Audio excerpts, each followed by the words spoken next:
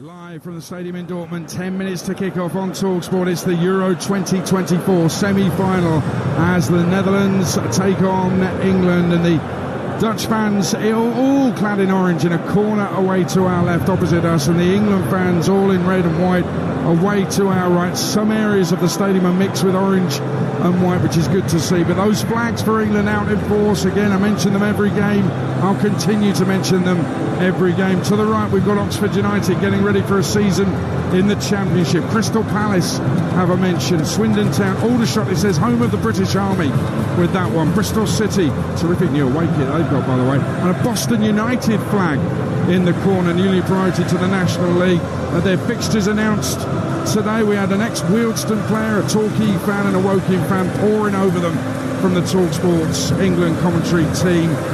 And of course, Boston, home to Rochdale, is a big start to their National League season as Gareth Southgate comes out and applauds the fans away to the right and opposite him as well. He's just made his way out onto the pitch, hand back in pocket, walks back towards the tunnel, back towards his dugout, and he gets a good reception from those England fans as well. They're in a semi-final, they should be enjoying every single second. And by the way, opposite us, a Nottingham Forest flag with a picture of somebody's face on it. I'll tell you, that is Stuart Pearce.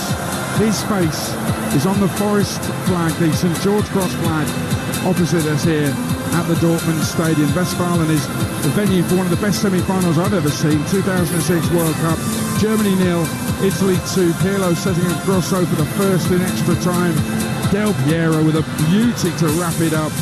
Cannavaro, Imperious Italy, went on to win the World Cup. But that night here, not just a brilliant game of football, but a sensational atmosphere as well. And already the build-up has promised that it's going to be a sensational atmosphere here tonight as the fireworks go off to our left and to our right in front of the fans as flags are unfurled as ever ahead of these Euro 2024 games. England to our left and the Dutch flag to our right, the European Championship flag right in the middle covering the centre circle. The teams are in the tunnel waiting to come out here in Dortmund. Gareth Southgate said this week on 3 semi-finals in 4 tournaments, we are now knocking on the door consistently, and it's that consistency that will get us over the line, he said. He also said in the build-up to this that we're at a stage of the tournament where the mindset is about what's achievable, not what could go wrong. Very interesting comments. He talked about how they're now playing with less fear because he claims the expectations and the external noise were massive earlier in the Euros, but now the players have come to terms with it. They're playing with much less fear. Just seeing Jordan Pickford in the lineup behind Harry Kane in the tunnel as the players wait to come out. And late goals have saved England in the 2 knockout games so far against Slovakia and Switzerland. Will it be more of the same late drama for England tonight in this semi-final against the Netherlands? Jordan Pickford's comment on that in the build-up: we've got a never say die mentality, and that in a tournament when it gets to knockout football, never a bad thing. Remember, England unbeaten so far at this tournament. Can't say that about the Dutch. The orange fans are waving their flags away to our left. England fans out singing them right now. I'm not sure it's going to be like that for the whole evening though. But within this stadium, the acoustics of this stadium are so good. The corners built in as more fireworks go off. The acoustics are so good that the noise is going to be electric, I would suspect, for the whole 90 minutes, 120 minutes, and who knows, whatever else we'll bring you live tonight on Talksport. As the officials make their way out onto the pitch, led by the referee Felix Feyer, whose match-fixing ban from long ago has been discussed heavily this week. And it was on this ground 2.5 years ago he gave Bayern Munich a generous penalty, shall I say. It led Jude Bellingham to publicly criticise him, making reference to the match-fixing ban from 2005. Bellingham then given a €40,000 fine. Now, UEFA could have avoided the situation, but every incident tonight, especially if it involves the referee and Jude, will be heavily scrutinised, will be heavily analysed tonight. You can guarantee that. As the players don't just make their way out of the tunnel, they make their way right the way across the pitch, past the European Championship flag and beyond the national flags of their own country and stand behind the George Cross flag, which is laid out on the pitch, and the Dutch flag to the right as well, the tricolour, and behind the banner on the pitch which reads Dortmund. And amidst the noise here in Dortmund and amidst the smoke from the fireworks, the UEFA fireworks that have just been let off, we will prepare to observe ahead of kick-off the national anthems of both teams as they stand facing away from us and towards the fans in the stand opposite. And we are going to start with England's national anthem, God Save the King.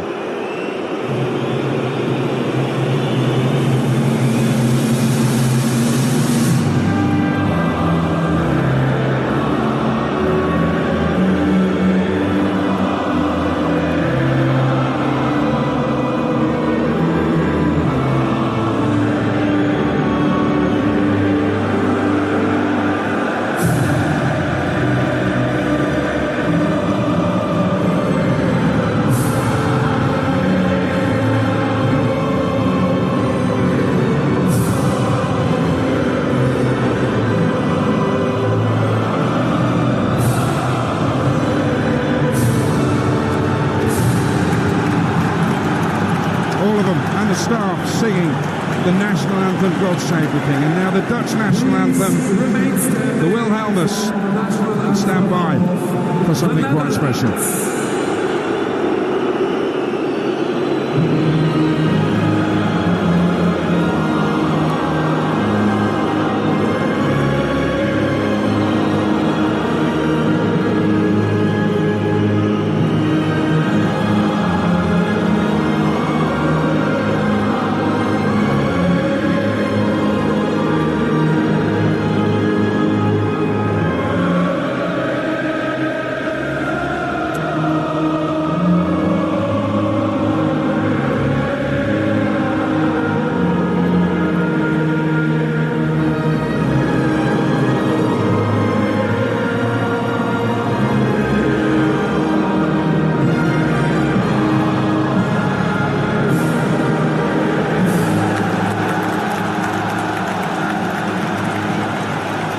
You're set, let's get ready. Talksport's 480th commentary of the season and the biggest, and we're hoping for something even bigger on Sunday.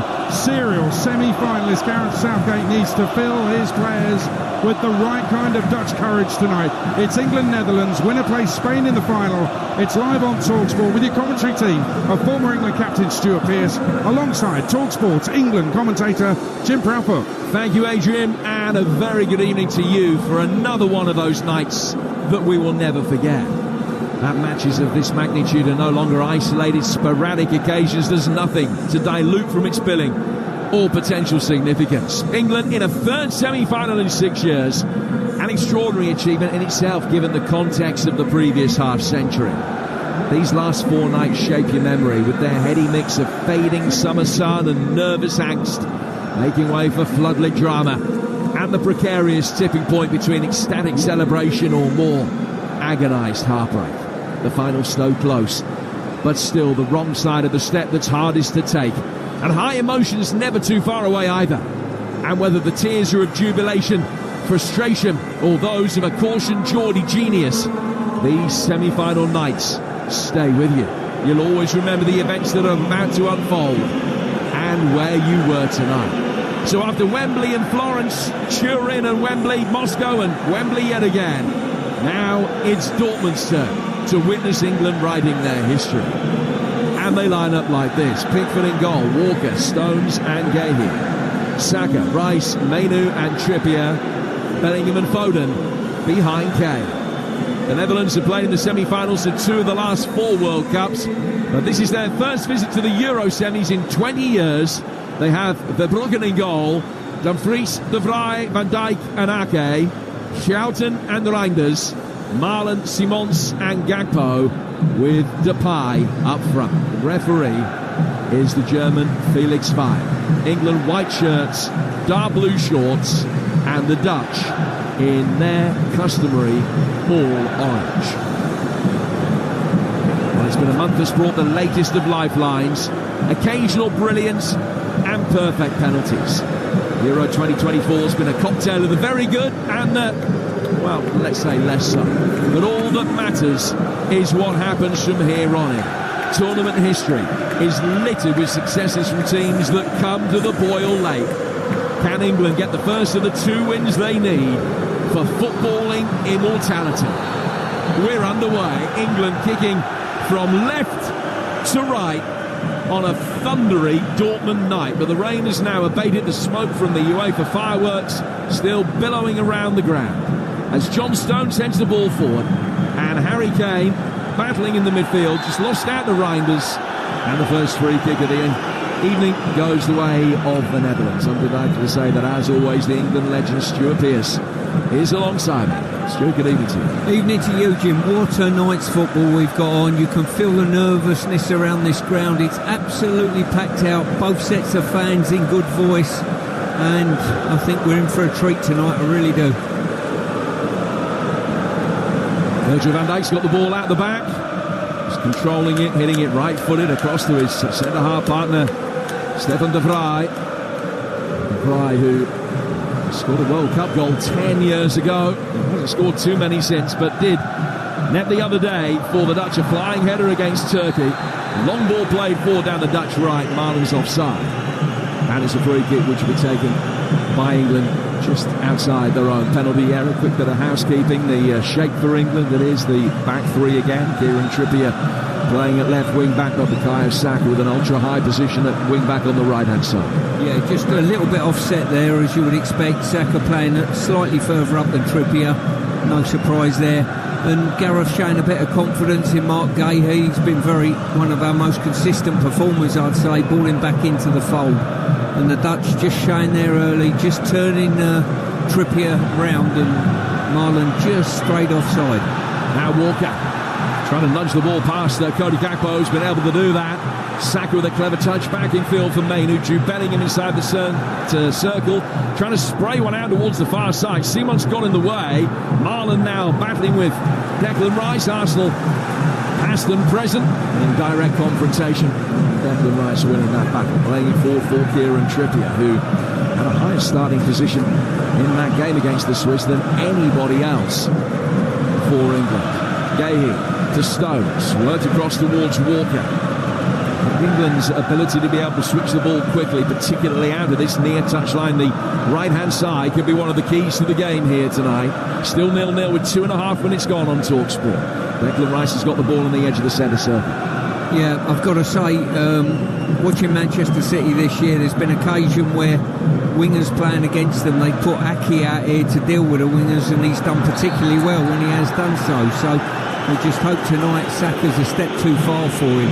And England playing nice and cautiously here. I'd like to see us turn the Dutch round slightly, Jim, even this early stage. England have a free kick that is just in Dutch territory. And Declan Rice is going to leave it for Mark Gahey to take. Just 3 wins in 10 games for England. And one of those not in regulation time. The Dutch coming into this on the back of 2 straight wins and 9 wins in their last 12 games. Kane dropping deep, flicked on by Mainu. Foden trying to take it on. The Vrij dispossessed him. Van Dijk lays it back for his goalkeeper, and Bart Verbruggen, the Brighton keeper, put in immediate danger by England's press. Certainly scope for England to press more efficiently than they did the other day, but the Dutch have played through it. We'll work it forward here with Simons. Marlon trying to take it inside the penalty area, but Mark Gahey got in between him and the ball and shepherded it back for Jordan Pickford. Yeah, I think even at these early stages, the Dutch have showed that they're happy to turn England round quite quickly, either with a ball through the thirds or over the top. I think England should take a leaf out of their book on occasion. Now Jude Bellingham picking up possession, a chance for him to run towards the edge of the penalty area. Harry Kane on his right foot, not quite in the shooting position, but he can set up Bukayo Saka. Walker making a run on the overlap, Saka chipping it in towards the far post.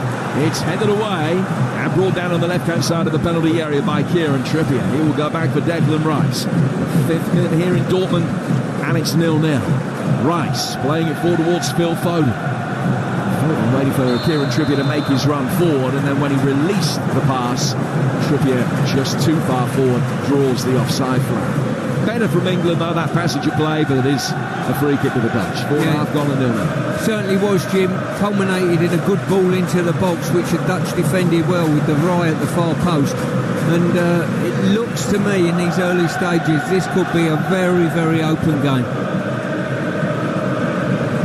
Knight controlling the ball on the edge of his own penalty area. Playing it back for Verbruggen. And there's no pressure here on the Dutch goalkeeper. Kane just standing, watching on the edge of the box, very circumspect. And allowing Verbruggen to play out from the back.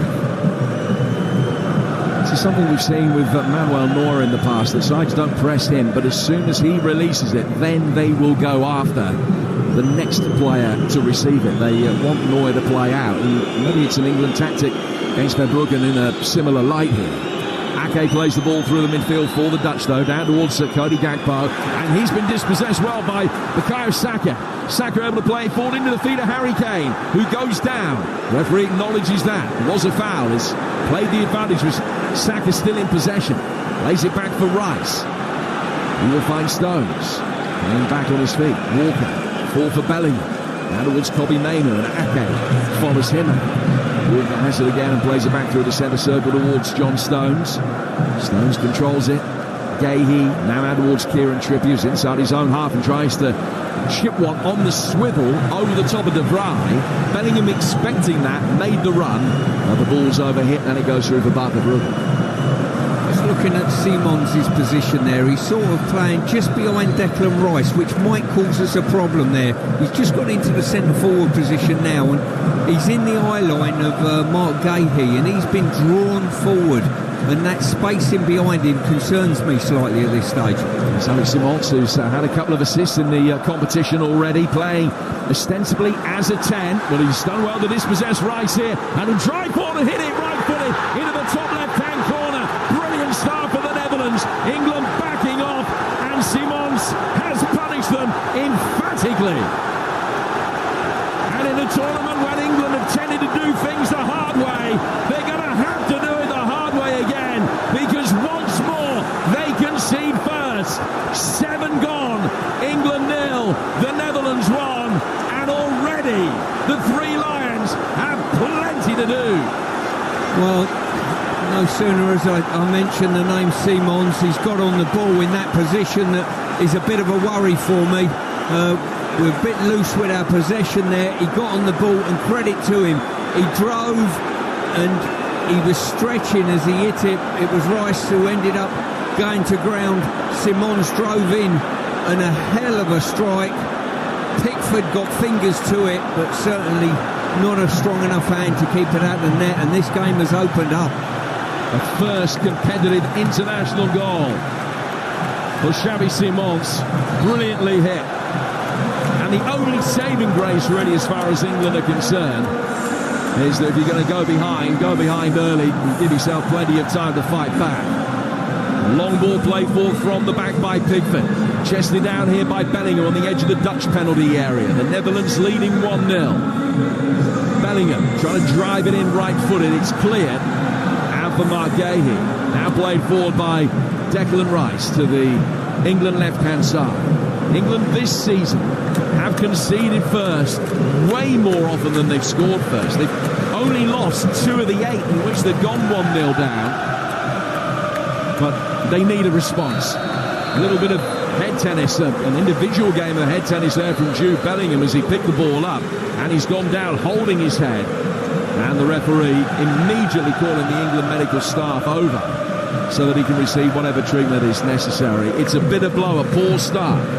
It certainly is, and if we can just touch on that midfield lineup of the Dutch, it's Schouten and Reinders just playing a little bit deeper, and Simons, who was probably lined up to play behind Dupay, is just playing off to the left, sort of an inside right position, and that is behind Declan Rice, and that will cause us a problem because he's in the eye line of Mark Gahey. So does he go all the way and press him? Does he keep his position? And well, as soon as I mention that position, he's got on the ball, dispossessed Declan Rice and unleashed a hell of a shot. We'll come back to that in a moment and get your thoughts on what should be happening and how England deal with this subtle tactical change from the Dutch. Bellingham is off the field and he's just having a white tissue applied to a nick just by his left eye. He's going to be able to continue in a moment. England will take this free kick. The Dutch have got a two-man wall, which is nothing like 10 yards away. They're going to be asked to make their way back in a moment. Jurgen Schouten, the Dutch midfielder, having picked up a bang to the head of that same incident, is also just leaving the field now, and he will receive more treatment. He's sitting down for his. Jude Bellingham standing up is going to be in a position to come on as soon as he's allowed to. Schouten isn't. So 10 against 10 for this England free kick, which Foden stands over. And Kieran Trippier is there as well. The Dutch, under the Giants, have got 7 6-footers back inside their own penalty area preparing to defend this. England have only got 4 in there to attack it. 2 centre-halves in Kane and Rice. It's an away swinger from Foden. Ake's there to head it away. Finds Daniel Marlon, who will control it. Chip it over the top. Chasing after it, Bukayo Saka, and he's done really well. And a little drop of the shoulder. And he's got the better of Gakpo. Gakpo comes back, shoves him over. And it's a free kick to England. 20 yards outside the penalty area. Maybe not quite as far as that. Just right of centre. Saka's had a good start of this game. 11 gone. England trailing 1-0. Well, as previous games have told us, Saka's probably got to be the one that influences things on this right-hand side. He is the one that we've looked to in previous games to deliver or score himself, whichever it may be. And he is absolutely vital to England's cause at this moment in time. And probably I would have said the Dutch have started the game a bit more on the front foot, let's say. But certainly since the goal, England have come back into the game, and a good clearance by Ake just previously cleared the danger for them. So it's the same, 2 over the free kick. This time it's Kieran Trippier, a right-footed ball in towards the far post. Chip back across the edge of the 6-yard box by a little Declan Rice flick. Kane couldn't get there in time, it's clear. The pocket of England fans over on that far touchline for a throw, which will be taken down by the left-hand corner flag. Clever free kick by England. Rice just peeling round the back on that occasion. He just hooked it back, but good defending by the Dutch. Throw taken over on the England left. And as it was worked by Trippier back to Rice, he played in the immediate return ball and he was offside. So it's a free kick to the Dutch. Let's go back to what you were saying about Xavi Simons just the seconds before he scored the goal. How do England deal with the position that he's taking, peeling away off the shoulder of the pipe? Well, what we're seeing now is Declan Rice getting around him, and it's a situation where he is the one who looks as though he's linking play for the Dutch. Either Declan's got to drop back 5 yards and get goal side or get around him, or Mark Gahey's got to squeeze in. If he squeezes in, as Kane tries one from distance and diving away to his right hand side, but Bruggen tips it away and it goes out for a throw. Yeah, if Gahey's the one that squeezes in, all of a sudden there's a big space behind him. So I think it's Declan Rice's responsibility to be in and around him. England with that throw, working through the midfield. Colby Mainey down towards Stones. Stones just letting the ball run away from Memphis Depay, who these days is wearing a big white headband. Declan Rice picking up possession again. To his left-hand side for Mark Gahey. 13 minutes gone. England trailing the Netherlands by a goal to nil. The last semi-final didn't get off to a perfect start either against Denmark. England getting the job done on that particular occasion, one of only 2 that they've won in their history. The Dutch actually in their 11th major semi-final tonight. They won 1 out of 5 in the Euros, but 3 out of 5 in the World Cup. Kane to his right-hand side. Saka inside the penalty area, chopping it onto his left foot. Can he get the shot in? He can. It hit Ake, and then it's volleyed just over the bar by Kane. Who was he caught in the process? He's down, writhing in pain inside the penalty area. No indication that there is a VAR check at this stage. Saka doing well, very patient. Got the left-footed shot in, which hit Ake, and then it bounced for Kane, who fired it a scissor kick just over the bar. But on his follow-through, he clattered into Denzel Dumfries, and that's what's done the damage. Yeah, he's done exactly that. He's hit it, but he's just hit it on the top of his foot, and it's just skied the ball. But Kane certainly saw the challenge coming, I think, and just held back on his follow-through. If he hadn't have done, I think he'd be in more serious trouble than he is at the moment. Bastian Danke, another German official, is the VAR tonight. But there was no indication that they were looking at the incident, giving it any more than a cursory glance. Everything gets checked, of course. And Kane's back on his feet and is walking really gingerly. They hurt. As I say, he's given them the ball massive violence. There's no doubt about that. But he's just caught the studs of the defender, and it's really caused him a big problem. These are very, very painful. And they are now saying that they're looking at it. And the fact that a couple of minutes after the event they're still looking at it is quite promising from an England perspective, and he's going to be called over to the pitchside monitor. Felix Zweier being told by Bastian Danke to look for himself, and this could result in an England penalty. Well, certainly I think it was Dumfries. His studs were up. There's no doubt that'll be a penalty. There's no doubt in my mind about that. The interesting thing though, Jim, I'm not sure Harry Kane is in a position to take it potentially, but he won't want to give it to someone else, that is for sure. Well, we're having a look at a freeze frame from a different angle that shows Dumfries stretching with his right foot. Kane volleying the ball past him. Dumfries leaning in. The referee's going to give it. Penalty to England. And a chance to get back on level terms within 10 minutes. Harry Kane, winning the penalty, will stride forward, and a man who missed one in the World Cup quarter-final against France has the chance to equalise for England. It will be a goal of immense personal significance and pick up a couple of very significant records, but it's all about what it means for the team. A yellow card is shown to Dumfries. Kane stands with the ball in his hand, Trippier next to him, and Van Dijk just having a little word as well. Verbruggen still nowhere near being back on his line. No, you know what's going on here. The England players, Trippier and Bellingham, are getting in and around the penalty spot because they don't want the Dutch players digging the penalty spot up. Harry Kane spots the ball down. In his career, he's scored 20 penalties for England. This, such a big moment. He missed one in the last Euro semi-final, but scored on the rebound. Harry Kane against Bart Verbruggen. A nation holds its collective breath. Kane is motionless. Breathes out, runs up, right-footed, and scores! Far into the bottom left-hand corner. England behind early, but back on level terms 10 minutes later. And in Dortmund, in a semi-final that has the makings now of being an epic. It is England 1, the Netherlands 1. Well, let's start with the penalty first. An absolute magnificent penalty. He took a real blow to his instep, got up, put the ball right in the corner. Verbruggen's gone the right way. He was very, very close to it, but the pace just beat him, the accuracy beat him. I've got to say, Jim, England have come out since the goal they've conceded to show brilliant, brilliant character, to get on the front foot and be more forceful attacking the Dutch. Scored against Denmark. He got the winner against Slovakia.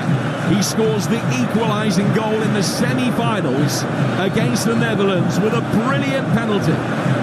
He's now scored more goals in the knockout stages of the Euros than any other player in history. That one, number 6. And it's also made him the first player ever to score in successive semi-finals in the Euros since a couple of Russians did it back in the 1960s. Harry Kane's 66th goal for his country, one of the most important yet. It's 1-1 here in Dortmund on Talksport. What I hope now, Jim, is England don't take their foot off the accelerator. Keep forcing forward, keep going forward, and keep asking questions at this back line of Holland. So Verbruggen brings it to the edge of his own penalty area, and he will play it through the midfield to Memphis Depay, who can take it on the turn, play it down towards Yanni Reinders.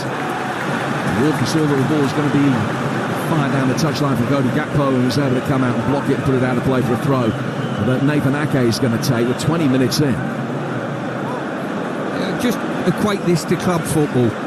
Individuals like Odegaard took up that position, and Fernandes at Manchester United that Simon's taking up at the moment, and he is the one person I think that's causing us a tactical problem in this game. Ball is with Ake for the Dutch, just inside his own half. He's played it forward here for Jiri Schouten, and Depay receiving the pass, can't control it cleanly. It's gone out of play for a throw that will be taken on the England right by Kyle Walker. They motion to take it and try and hurl it over the top of Ake's head for a run from Saka, and then it's just a decoy, went back for Stones. Stones controlling it just outside his own penalty area. Has the chance to bring it forward. 1-1 then with 20 minutes gone. Simon's on 7, Kane from the spot on 18. The winners taking on Spain in Berlin on Sunday night. Build up at 6 ahead of an 8 p.m. kickoff from the Olympic Stadium on Talksport, the only station that's brought you live commentary from all 51 games in the tournament. John Stones has possession. The play through the centre circle, and Mark Gahey works it out to the England left-hand side for Kieran Trippier. Trippier back for Gahey again. Big space in front of him. Kobbie Mainoo just comes and gets into that now. Just looking at our build-up, we're building up more as a 4 than ever we are as a 3 in the last game, if you notice. Gahey playing on the left, Stones sort of playing right central, and Walker's almost a fullback.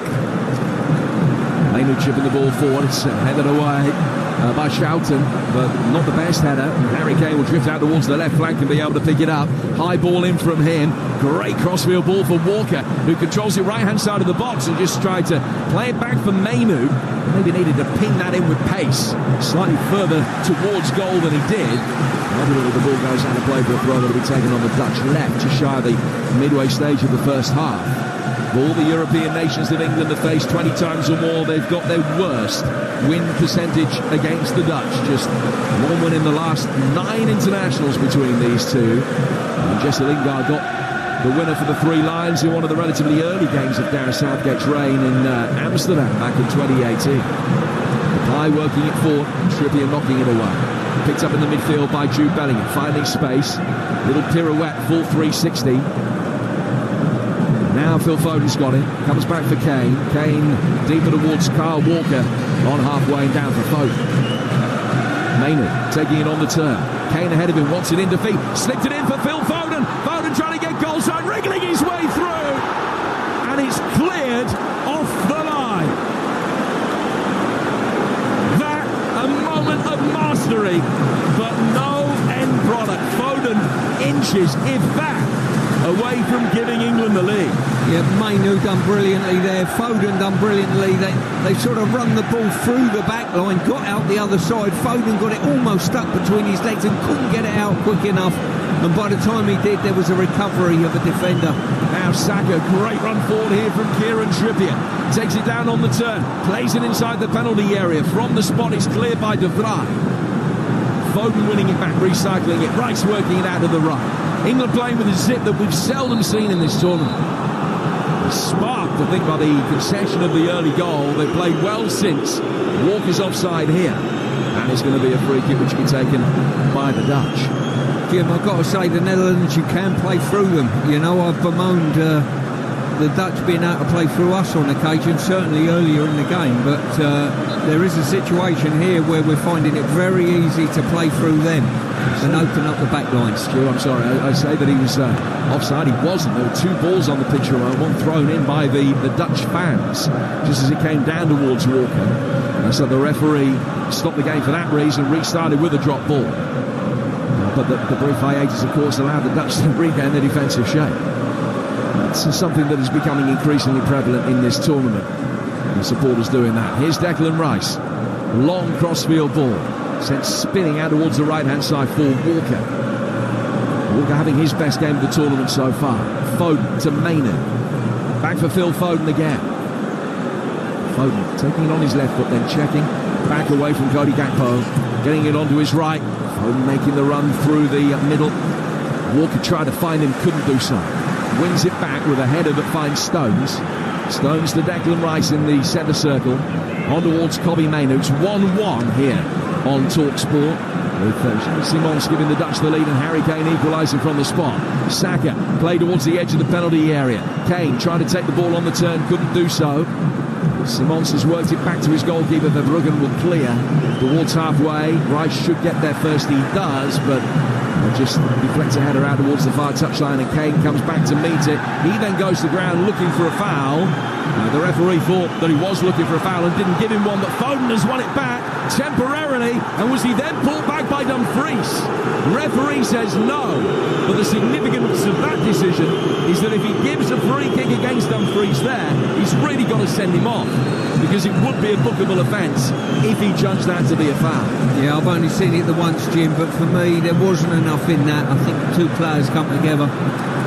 Ball over the top towards the edge of the penalty area.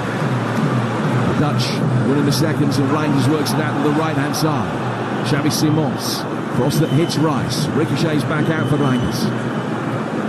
Winders out towards the right forward, Denzel Dumfries. 25 minutes gone, 1-1. And here's Dumfries again, with a cross that has hit Phil Foden, Kieran Trippier, I beg your pardon, and goes out for a throw that will be taken over on the far touchline. We're just having another look at the Phil Foden chance where he darts through, and the still on the goal line technology shows that some of the ball was over the line, not very much of it, probably only about 10%, clearly all of it has to be. But he was close, very close, inches away from giving England the lead for the first time tonight. Reinders, the inside left position for a moment, out towards Cody Gakpo. He's got a chance to run at Bukayo Saka. He's laid it back for Nathan Ake. Gakpo on the edge of the penalty area, just waiting for Ake's run. It didn't come where he wanted it to go, so he's laid it back for Van Dijk. Now Stefan de Vrij.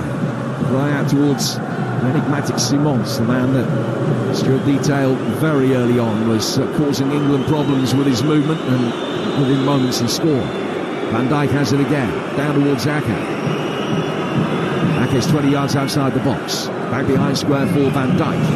Right just on the edge of the centre circle as he picks up possession. Lays it to his right-hand side for Stefan de Vrij of Inter Milan. Now Denzel Dumfries. Back for de Vrij again. Depay trying to take the ball on the half-turn. Can't do so. Rice just stands in the way. Feeds Bellingham. Bellingham holding it up. Then works down towards the right-hand side for Saka.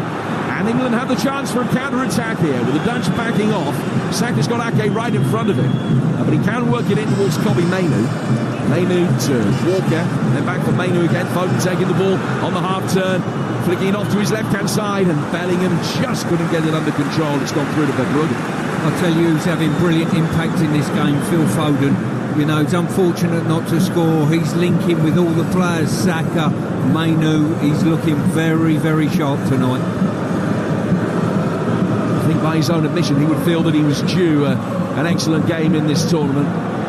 Somebody that we have been talking about at length. And he's having a fine game so far, Phil Foden. Winning his 40th cap for England tonight, at the age of just 24. Dutch have won the ball back. Memphis Depay, much more experienced international even than that. Bringing it forward, 3 against 3 for a moment. Good movement from Marlon. But the two England defenders came across and converged on him very quickly. And Walker and Gahey between them could sandwich him and make a block, and it's gone out of play for a corner, the first of the night. Yeah, good defending there. Gahey sliding back across with Stones, I think, and just managed to block out the threat. But this game is such an open game, it really is. So this Dutch corner will be taken by Memphis Depay.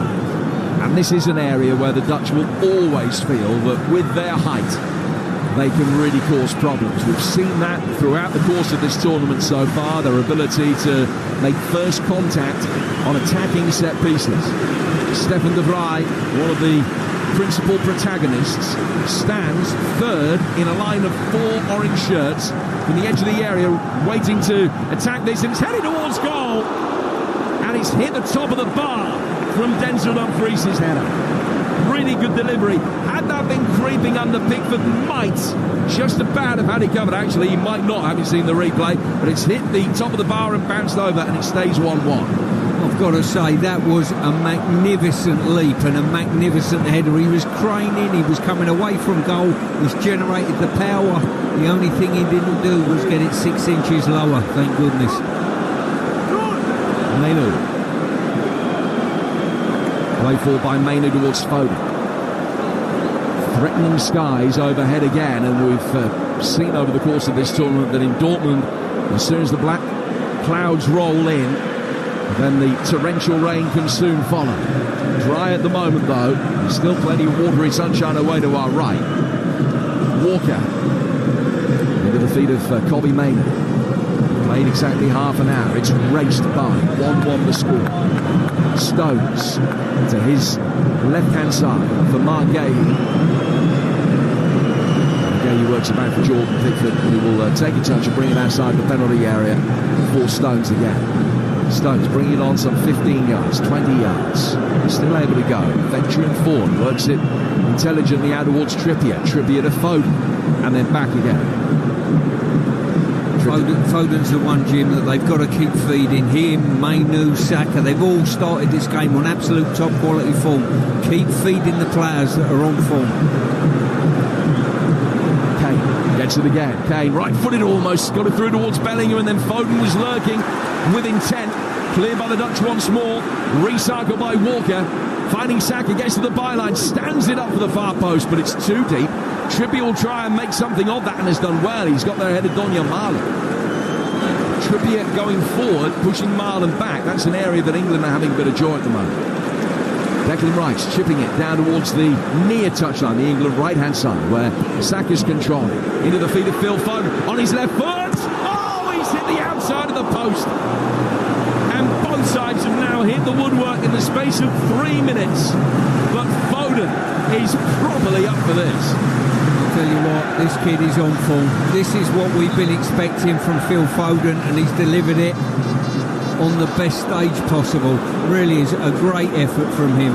Just opened his foot up, curled it, just didn't come back in enough.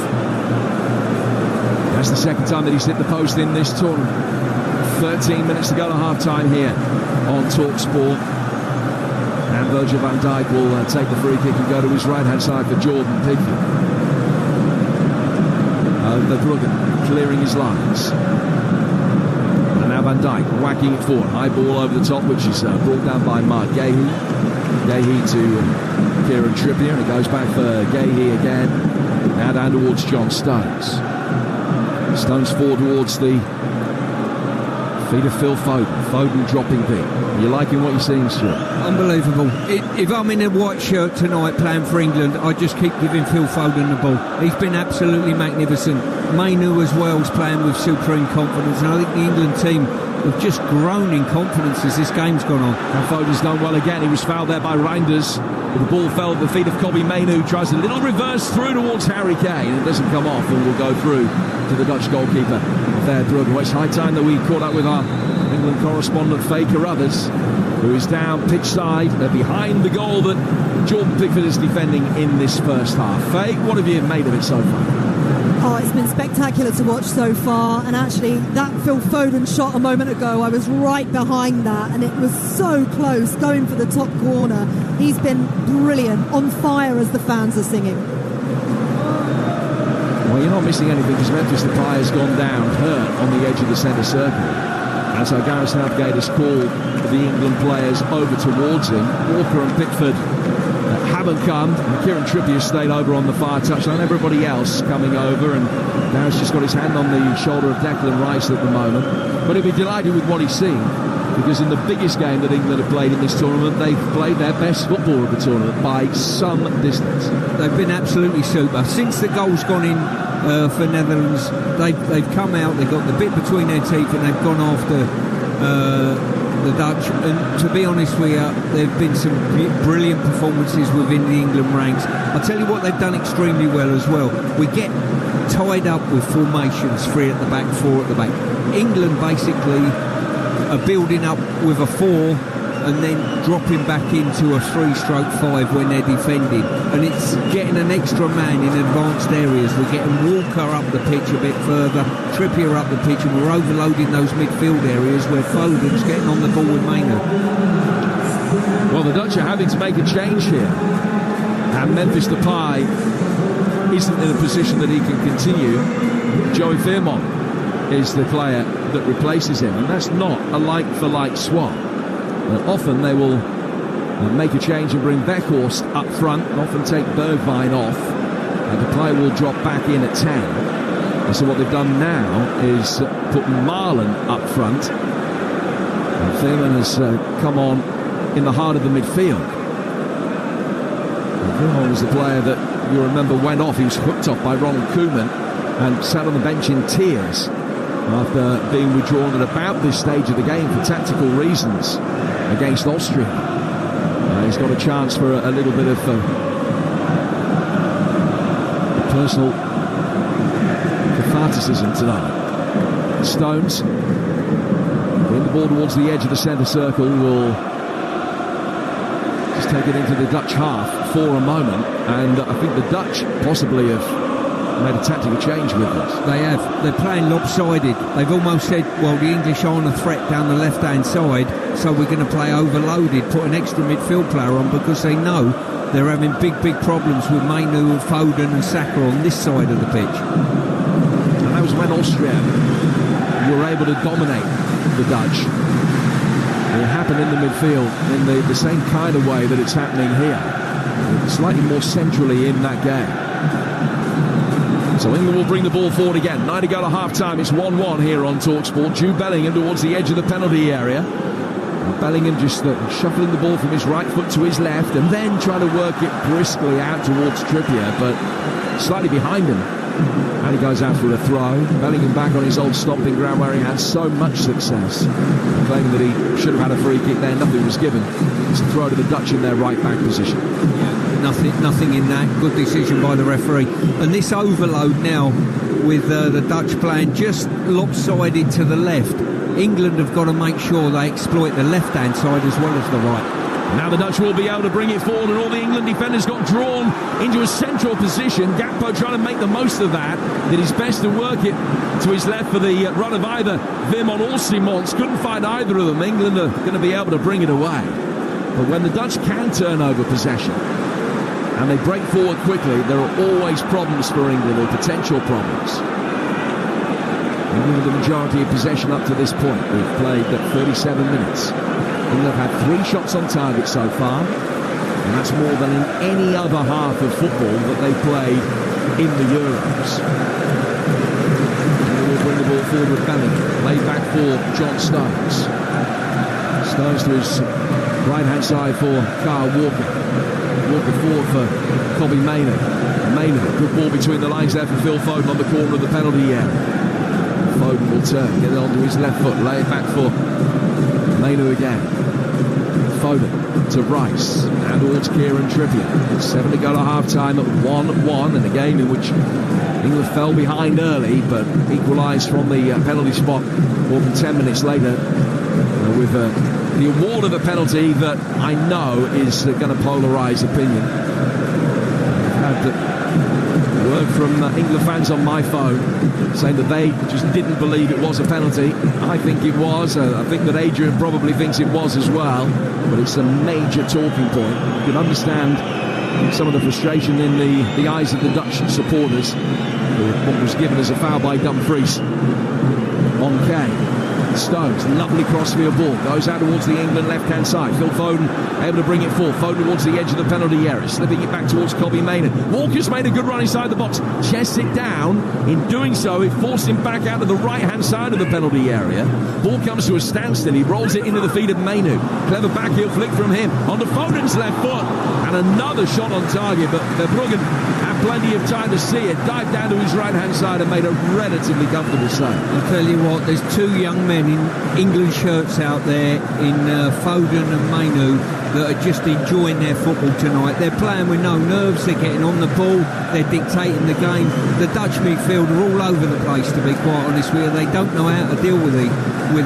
And I think Koeman's put that extra midfield player in there to try and balance things up, and I'm not sure it's working a great deal. Possession 65-35 in England's favour. And they're making it pay. 4 shots on target, 7 attempts in all. Have come to the boil, or certainly towards the boil, in Euro 2024 on this steamy night in Dortmund. High ball over the top, headed away by John Stones. And then Gahey will find Trippier, who quickly nudges it forward towards Declan Rice. 5 to go to half-time. And for all that England have been dominant and much the better side over the last 27, 28 minutes, it is still 1-1. The England supporters that you can hear, though, by and large, and they're the ones that are furthest away from us in this ground, over to our right. It's the end that England are attacking in this first period. Kane very deep, almost between the centre halves as he picks that up.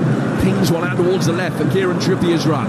Back heel flick from him. Good first touch to Jude Bellingham. Back out for Trippier again. Trippier for Kane, still in space on his right foot. Right-footed ball inside the penalty area, headed away by Van Dijk. And then Mainu again does well, sticks out a right foot to win it back. Right-footed shot from him. It's Ake, and he's going to go out of play, down by the corner flag, but for a throw, which will be taken on the England right-hand side. It's a night in which Kobbie Mainu is really coming of age in an England shirt. His best international performance today. Well, he certainly is. We hear information from the camp that he's an outstanding individual and he does things that kids of his age don't do, and he's certainly expressing that this evening. As England are flagged offside, no higher a compliment that was paid to him than by Paul Scholes. He was talking about the comparison between the two, and he said, don't be so ridiculous. He can do things that I couldn't even dream of doing when I just turned 19. High praise indeed. Here's Virgil van Dijk, 3.5 to go to half-time. There's going to be probably 2 or 3 minutes added on at the end of the first period, and the Dutch with a loose touch, Simons out towards Dumfries, couldn't find him. He had so much of an impact early in the game, but England have been able to negate that, and the Dutch have gone back into their shell, so he's not getting any possession at all now. Well, we've dominated the ball. That's why he's had no impact in the game at all, and Declan Rice, I think, has just dropped back those extra few yards and is aware of him now, so they just haven't had the ball, and Foden and Mainu have dictated the tempo of this game. They've been magnificent, the pair of them. Beautiful sunset here in Dortmund. Red sky at night. Southgate's delight, well, we'll find out as the evening progresses, but at the moment England with everything but the lead. Walker going back for Stones. It's inside the centre circle of play, it forward towards Mark Gahey.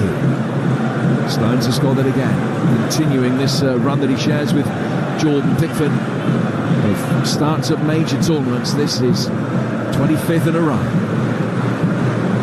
Rice now inside the centre circle. It's a Jude Bellingham. Bellingham back for Stones.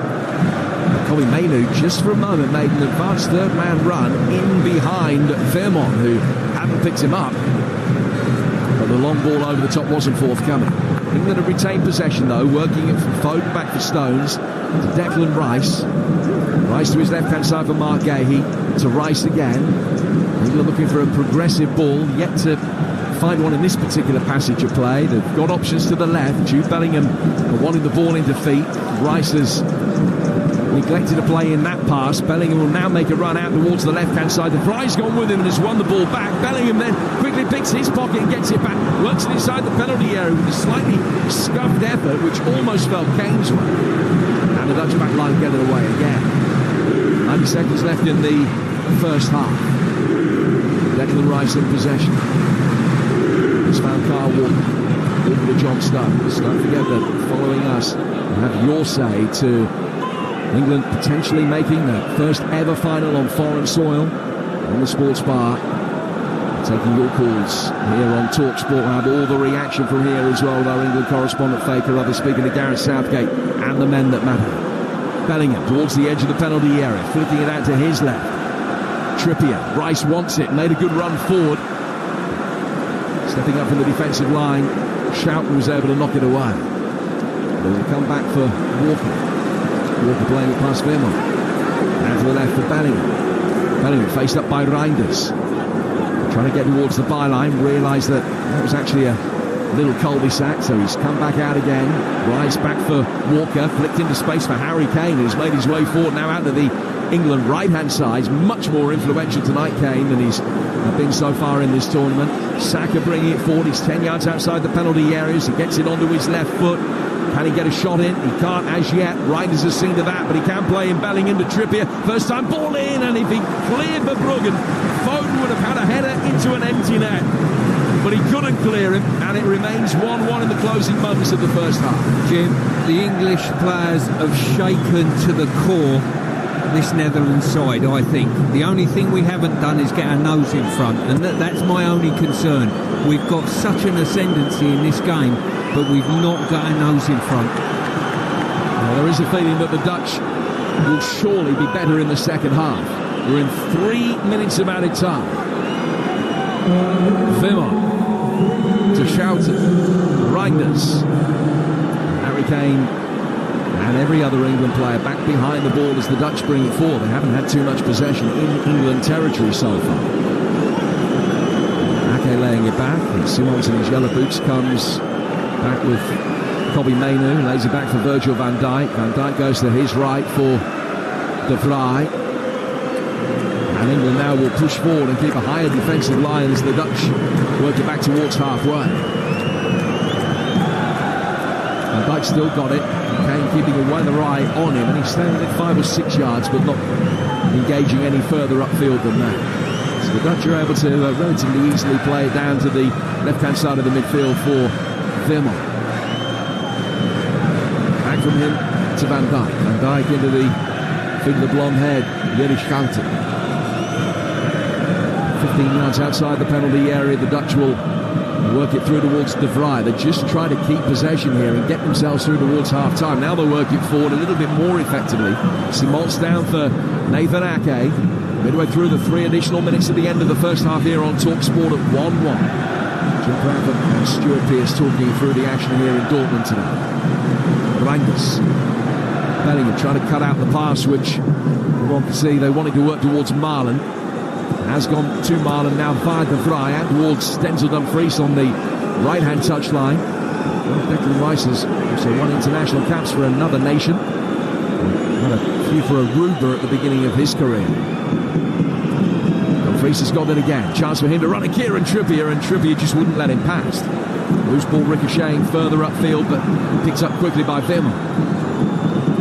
Still England on the back foot, and they haven't been on the back foot too frequently in this game. The Dutch with better and their most sustained spell of possession, arguably, in the entire match so far. But they're on halfway with it, and for all the fact they've had the ball for 90 seconds, they've just been going sideways. Now they'll try and bring it forward again. A little layoff by Simons for Ake. Ake's level with the edge of the England box with 40 seconds to go. Play forward towards Ake again, trying to run around the back of Kyle Walker. He's done really well to keep it in. Walker made sure that he didn't dive in as Gakpo brought it away. Vermont angled in off the top of Ake's head, and Trippier gives Pickford a shout and leave it. They go over the line and out of play for a goal kick, and that goal kick might be the last touch of the first half. Hugely engaging stuff, a really good spectacle, Stuart, and England have stepped up to the plate. They certainly have. Ever since the ball hit the back of our net for a 1-0 deficit, England have been brilliant. It's been led by Mainoo and Foden and Saka. They've been absolutely superb. The Dutch and Koeman have ended up making a change to try and stop this overload that England have had, but I don't think they've done that, and the only detriment we've got is we haven't been able to extend the lead. The most important 45 minutes of England's tournament so far, and unquestionably their best. Got off to a bad start with Simons giving the Dutch the lead on 7 minutes, but the VAR suggested the referee had a look at his monitor. Penalty to England followed 10 minutes later. Harry Kane dispatched it. England with everything but the lead here in Dortmund. Half time, 1-1. Aaron Ramsdale, a great teammate out there on the pitch, the England sub-keeper, just saying well done to Trippier, to Bellingham as they went off, and well done England. That was a great half of football. Fell behind again, came back again, and as Stuart said, the only downer is that England aren't leading. They deserve to be in front, but it is 1-1. Let's take a look at the half-time highlights with Carling. Half-time highlights on Talksport with Carling, the UK's #1 lager. 18 plus, always drink responsibly. Well, we knew they could do it, and Stuart Pearce, they are doing it. How does that song go? Can't start a fire without a spark. Phil Foden's on fire. He's playing Holland off the park. That's what they're singing in the England end. They've been waiting to sing that song all tournament. He's had 45 brilliant minutes, Phil Foden. Fantastic. He certainly has. He's been brilliant. He wants the ball. As I said in commentary, you've got to keep giving him the ball. Him and Mainu have combined brilliantly well together, feeding Saka as well on that width. But if any one individual's going to win this game, from what I'm seeing at the moment, it's going to be Phil Foden single-handedly. Absolutely right. He has been absolutely superb. And this kid, Kobbie Mainoo, is 19 years, 82 days old. He's the youngest player to play in semi-finals of a major tournament for England. I can't really believe what I'm seeing, how mature he is. Bearing in mind how few first team games he's played for Man United even. But he's just playing like he belongs in a European Championship semi-final in an England shirt. He's been equally superb. Oh, he certainly has. It's the maturity, it's the confidence, it's the good arrogance, it's the give me the ball and I'll look after the ball. It's just quality to watch, to be quite honest with you. And as I say, since the goal went in our net, the team have got on the front foot. I get a little bit frustrated we don't come out to block straight away, and maybe my over-expectations of the team. But since that point, we've got on the front foot, we've dominated this side, and to be fair, as Jim said in commentary, just before half-time, they kept the ball for 90 minutes. They weren't going forward, they just wanted a breather to stop us coming at them even more. We've got to come out in the second half, get on the front foot again, and they've ended up making a tactical change which has given us room on the left-hand side. Now, if you're going to be really, really aggressive, you put an out-and-out winger on instead of Trippier and go after them. Can we go down to Faye Carruthers, who's pitch side? And Faye, you noticed something about the England left, and Jordan Pickford instrumental in it as well. Yeah, he was telling Kieran Trippier to keep pushing further up, and there were quite a few occasions, Aid, where Kieran Trippier was far enough out and free with his arms up, and the middle of the park just didn't spot him on the left. But just after I'd noticed Jordan Pickford do that, that's when the ball finally went to Kieran Trippier and he got that ball in, and it just didn't quite get it right. It just needed to be a tiny bit over Verbruggen, and it would have been England 2-1. And it was interesting because we were talking before the game about England's average positions in the last match, and we made the observation that Kieran Trippier was actually the most advanced of any of England's outfield players. Well, he isn't tonight. And they've got 6 England players have an average position higher than Kieran Trippier. So he is being much more conservative in the way that he's playing. His average position is only about 6 or 7 yards inside the Dutch half, instead of more like 30 that it was against the Swiss. Just fascinating information from our commentator Jim Prout. But let's quickly talk about the 2 goals, Stuart. First of all, Xavi Simons is a terrific player. He's let fly, having robbed Declan Rice of the ball. It's interesting because we had keeper coach David Priest on our show this week, live from Dusseldorf, and Jim put it to him, well, is he a little bit too small to be a top-level keeper? Is that a criticism that could possibly be levelled at him? I did feel that maybe a taller keeper, longer arms, would have kept that out. Doesn't mean Pickford's not a good keeper, obviously, but felt a taller keeper would have kept that out. Yeah, I think you're right, Aid, to be fair. I think he was slightly unsighted by Walker's press on the ball, but you've got to say he's got his fingers on it, and it's come well inside the post. So probably a taller keeper, but he's got other attributes. Walker turning his back on that. Should I be critical of that, or is that what defenders do? I'm not so sure he could have got anywhere near blocking it. I think it's naturally what you do. He was there as a barrier, but you've got to say it was a really, really good finish. And just on the England penalty, was it or wasn't it? Are you asking me? Yep. I think it was. I think Harry Kane's had a swing at the ball, and there was studs up. 6 of the best were up, coming towards him. Anywhere else on the field, he's given us a free kick. Having said that, if there's no VAR, it's not given. And if Harry Kane gets up straight away. Is anything else done about it? But there is VAR, and he didn't get up straight away. There's a debate. I think it was a penalty. His studs are up. He doesn't make contact with the ball. I think it is a penalty. And Jim, while you're with us, very interesting action on the pitch right now at half-time. Because Luke Shaw has come out to warm up with only a green bib on over his white England shirt. So no tracksuit top, as you might expect players warming up to have at half-time. Shaw certainly will be coming on for the second half. And is it going to be Shaw for Trippier? You would think it's going to be a straight swap. You would think so. As I say, Holland have ended up sliding a player across to try and deal with the Mainu Foden problem on the sort of inside right area. If they've done that, but they've lost a man on the right-hand side of their team, and England need to exploit that. I said to you a couple of seconds ago, do you put an out-and-out winger on? Luke Shaw would probably act as a more of a natural outlet on that left-hand side and cause them a problem, and that's what you've got to do. If you block up one side of it, did the Dutch boy do it? Put his finger in the dam to try and block the water, and all of a sudden another hole springs in the dam, and then all of a sudden you run out of fingers. That's what we want the Dutch to do. Run out of fingers, putting their fingers in the in Van Dijk, in the dam. Yeah, is that where you're going with that? You know where I'm going. In Amsterdam, was it? I don't know. Who knows? That was the half-time highlights. Thanks to Carling. 18 plus. Please drink responsibly. Half-time highlights on Talksport with Carling, the UK's #1 lager. 18 plus. Always drink responsibly. It isn't easy being an England fan. Fairly straightforward in that first half. Enjoyable watch, but they need to be in front. If you need to beat the anxiety-inducing performances at the Euros, the tension this summer, then our friends at Virgin Radio have got the answer. Get an entertainment and music fix across all their stations from Chris Evans and the gang on breakfast. They've got it all covered. Make sure you tune in. All the Virgin stations are available on the Talksport app. You're listening to Euro Game Day Live on Talksport, presented by Burger King. Bring home the ultimate food satisfaction. Get your favourites delivered now. Euro Game Day Live, delivered by Talksport with Burger King. Get the ultimate food satisfaction this half-time with the flame-grilled bacon double cheeseburger XL. Order now on the Burger King app. I need to get snacks, I need to get drinks, should have done this beforehand. I need to get treats, gotta find a BP, gotta find a BP. Oh, my mates say won't like me, gotta find a... Oh, there it is. BP is here for all your big game essentials. Plus, BP Me Rewards members can earn points to put towards great saves.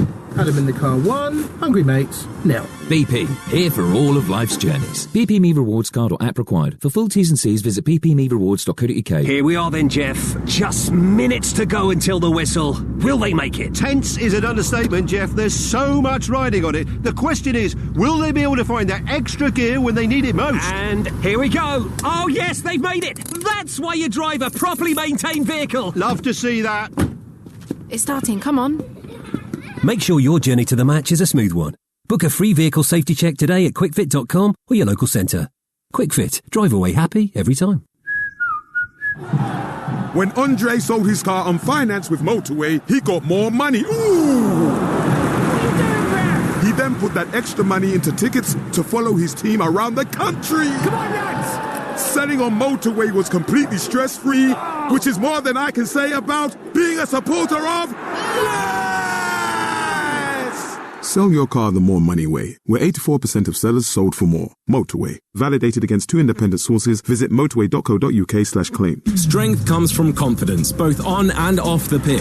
And confidence starts with self-care. Upgrade your game with Dove Men Plus Care Advanced 72-hour sweat protection antiperspirant deodorant and Dove Men Plus Care 24-hour nourishing body wash. Perfect for your post-match shower. Now available in new eucalyptus and mint long-lasting fresh fragrance.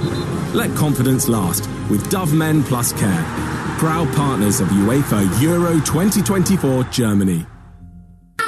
Get match ready with Club Card prices. Like Doritos tortilla chips, 180 grams, now £1.25, down from £2.50. With Tesco Club Card, everyone can feel the to lower prices. Tesco, every little helps. Majority of larger stores in 16th of July. Club Card or app required. Let's go live to hear about that winning goal. The crowd's gone absolutely wild here. How on earth do you sum up your emotions right now? Amazing. A hat-trick is just the best feeling ever. Is it though?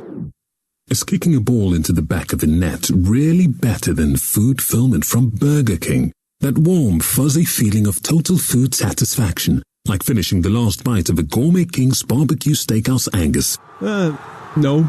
Correct. Burger King. That's food fulfillment. This tournament, prepare for greatness with William Hill. Get ready for last-minute winners, legendary goals, and straight red cards. Oh, what was he thinking? Win 50% more on every remaining game this tournament with Bet Builder Extra, online or in the app. Only from William Hill. Available day before match to kick-off. Bet Builders of 3+ selections at 3-1 or more. Pre-match singles, match stake £20. Full T's and C's apply. 18+. BeGambleAware.org. Euro Game Day Live on Talksport with Carling, the UK's #1 lager. 18+, always drink responsibly. On 1089 and 1053 AM. Online, on the app, on your smart speaker. Official broadcaster of UEFA Euro 2024, Germany. Talksport. You're listening to Euro Game Day Live on Talksport, presented by Carling, the UK's #1 lager, 18+. Please drink responsibly. We've been telling you Luke Shaw warming up throughout the whole of half-time, a one-on-one warm-up, and we understand the board is getting ready, the subs board is getting ready, so we'll let you know more on that very shortly. But let's look at the latest, all thanks to William Hill. In the zone on Talksport with William Hill. Prepare for greatness with William Hill. 18+, gambleaware.org. So it's Netherlands 1, England 1 at half-time. England are 29-20 to win in 90 minutes. The Dutch are 29-10. The draw in normal time, 29-20. Bukayo Saka to score or assist is 7-2. Phil Foden to score any time is 6-1. England to win on penalties is 17-2. That was a look at the latest odds. Thanks to William Hill. Terms and conditions apply. 18+. BeGambleAware.org. In the zone on Talksport with William Hill. Prepare for greatness with William Hill. 18+, gambleaware.org. Breaking news, Luke Shaw's bib is off. It very much looks like he is coming on for the second half. More in a moment, but after the game, be sure to check out TalkSport's YouTube channel for the England debrief. We do it after every England game of this tournament with me, with Stuart Pearce and with Jim Proudfoot. And while you're there, subscribe so you don't miss a thing. And not only that, but check out talksport.com for the latest match verdict from our very own Henry Winter. And of course, I will be giving you my own match ratings, which will be live after the game on talksport.com. We've got you completely covered.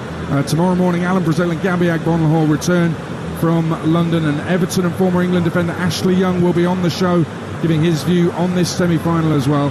Over on the watch along on the TalkSport YouTube channel right now, they both think England are on fire. Jamie's getting nervous. Jamie O'Hara's getting nervous. He was hugging a TalkSport branded pillow for comfort when the Netherlands had possession at the end of that first half. Calm down, Jamie. You can watch the second half on the TalkSport YouTube channel as well. We call it a watch along, and they're taking your calls on the sports bar, which will follow this match at around about 10:30 this evening. So when the game is done, assuming it's done in 90 minutes, we will bring you reaction from Stuart Pearce, of course, and reaction from the England camp as well. Faker others will be doing the interviews, and that's through till around 10:30 UK time, after which you can have your say on the sports bar with Jamie O'Hara and Jason Cundy. Make a note of the number, 03717223344. And of course you can check out the watch along as well. The clips from it afterwards are absolutely superb. Just head to TalkSport's YouTube channel, subscribe while you are there.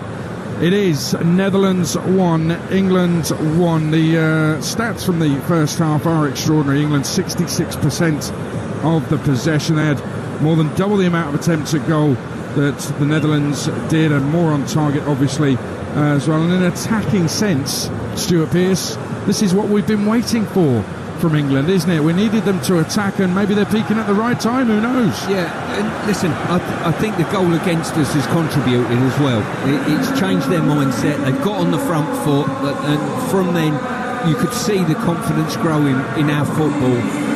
They're on the back foot at the moment. They're on the ropes. We've got to make sure we come out in this second half and keep them there and press for this goal. The last thing we need to do is give them a foothold in the game. There's no doubt in my mind that Koeman would have looked at this, and his team are getting pumped at the moment, and he's going to try and do something about it.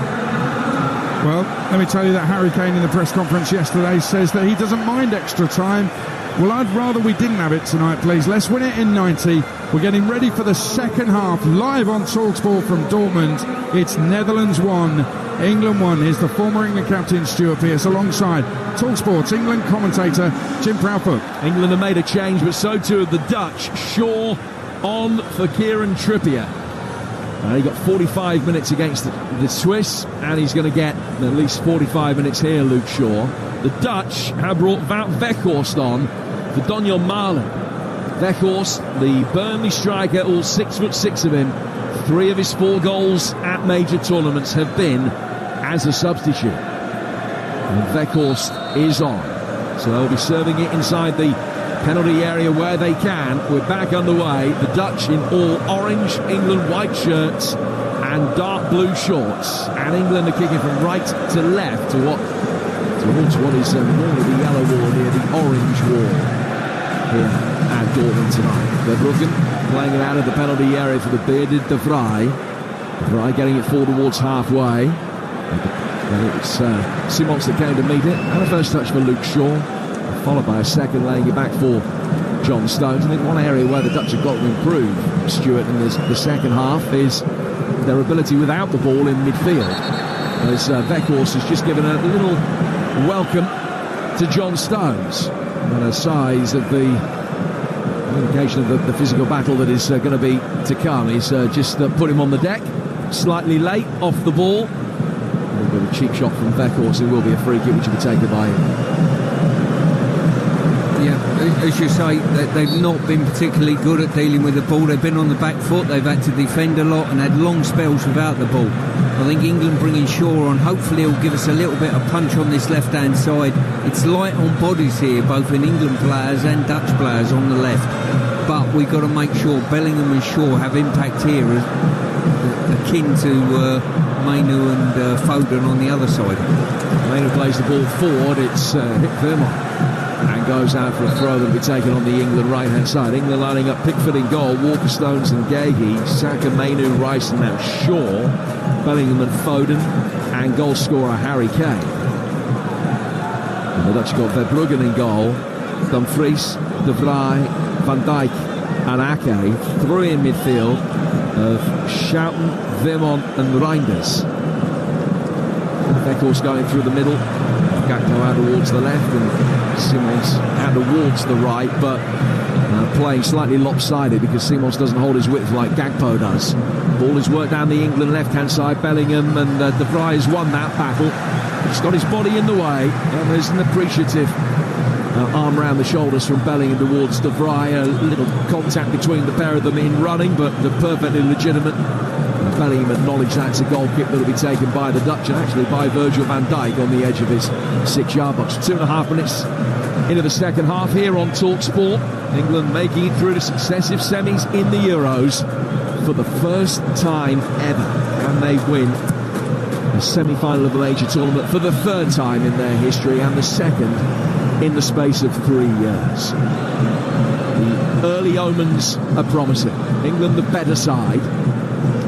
What we've got to show for it is the fact that they've come back to restore the status quo, having conceded that early goal. Stones in possession for England, back for Gahey again. And play forward towards Declan Rice. Rice is 15 yards inside his own half. Working it square. An opportunity for Stones to bring it forward. Weghorst comes and puts a little bit of pressure on. He can work it out towards Walker, and England swiftly win a throw over on that far touchline, which Walker himself will look to take. Night pretty much fallen now here in Dortmund in northwestern Germany. It's a long throw he's taken. Saka hooks his right foot around the throw as he got to the byline, was able to pull it back. No England player could get that. The Dutch looking to counter-attack quickly, and Shaw, mindful of that, just stuck his hand out to stop Simons and has given a free kick away on halfway. 1-1 on Talksport. Yeah, you mentioned there Declan Rice picking the ball up. I think he could be one that comes and overloads this left-hand side slightly. When the ball goes into Shaw, can he come to the left-hand side, support it with Bellingham and start to exploit this area of the pitch? De Vrij in possession. It's inside his own half. Play forward for Xavi Simons. Back to the fly again. Now Schouten. Work down the right-hand touchline by the Dutch, but England winning the second ball back, Bellingham to Shaw. He then goes straight back up the touchline towards Gailey, now down towards Rice, and Rice has won a throw. It's one of the best attempts of Denzel Dumfries to flick it off him. Just put it straight out of play. Phil Foden's had one cleared off the line, and he's hit the post. It's been a header come back off the bar at the other end from Denzel Dumfries. Pulsating, enthralling first 45 minutes. Second half just taking a little bit of time to get going and to establish any kind of discernible rhythm. Still England that are dominant in possession. So the England fans that are in the finer and louder voice. Stones playing the ball to his left for Gahey, who will be able to motor forward towards halfway. He's got a white sweatband around his right wrist. England not just finding the tempo in this second half that they did in the first. They'll try and get Shaw forward onto the end of a long ball, but Dumfries heads away on the edge of his own penalty area. Rice is in there, winning it back from Simons, and then it's held forward by Mainu, but Foden's come back from an offside position. And it's a free kick that the Dutch will take 10 yards outside their box. It's Stuart Pearce.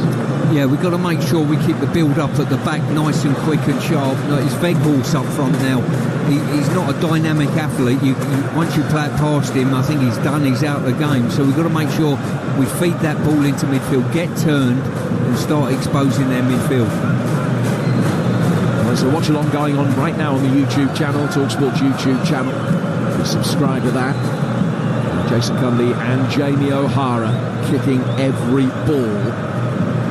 And here we've got live commentary, we've got all the reaction to come. And then, of course, at full-time the sports bar, or after full-time the sports bar, taking your calls, getting your reaction to, hopefully, England being in a major final again. Stones has done really well to, off balance, win possession back from Weghorst. And now Shaw can turn, and he will work it forward for Declan Rice. 6.5 gone in the second half here on Talksport. And Carl Walker able to bring the ball forward right in front of the big sign on the far touchline that says Dortmund in white letters on a green background. Venue of an epic semi-final back in the 2006 World Cup, where Italy scored 2 goals in the last 2 minutes of extra time to win that and knock Germany out. This one promising to be every bit as good. Rice, De Gea, Carl Walker, 7 gone in the second half at 1-1. At this stage of the first half, England conceded. Ball is over on the England right-hand side with Saka. England struggling to find a way through with the relative ease that they did in the first half. Bellingham's got it now, picking up a pocket of space on the left-hand side, continuing his run as he plays the ball to Foden. Shaw whips it in, hits Dumfries, and goes out of play for a throw that will be taken on the England left-hand side. Shaw in a hurry to take that, lays it back for Rice. Rice on halfway.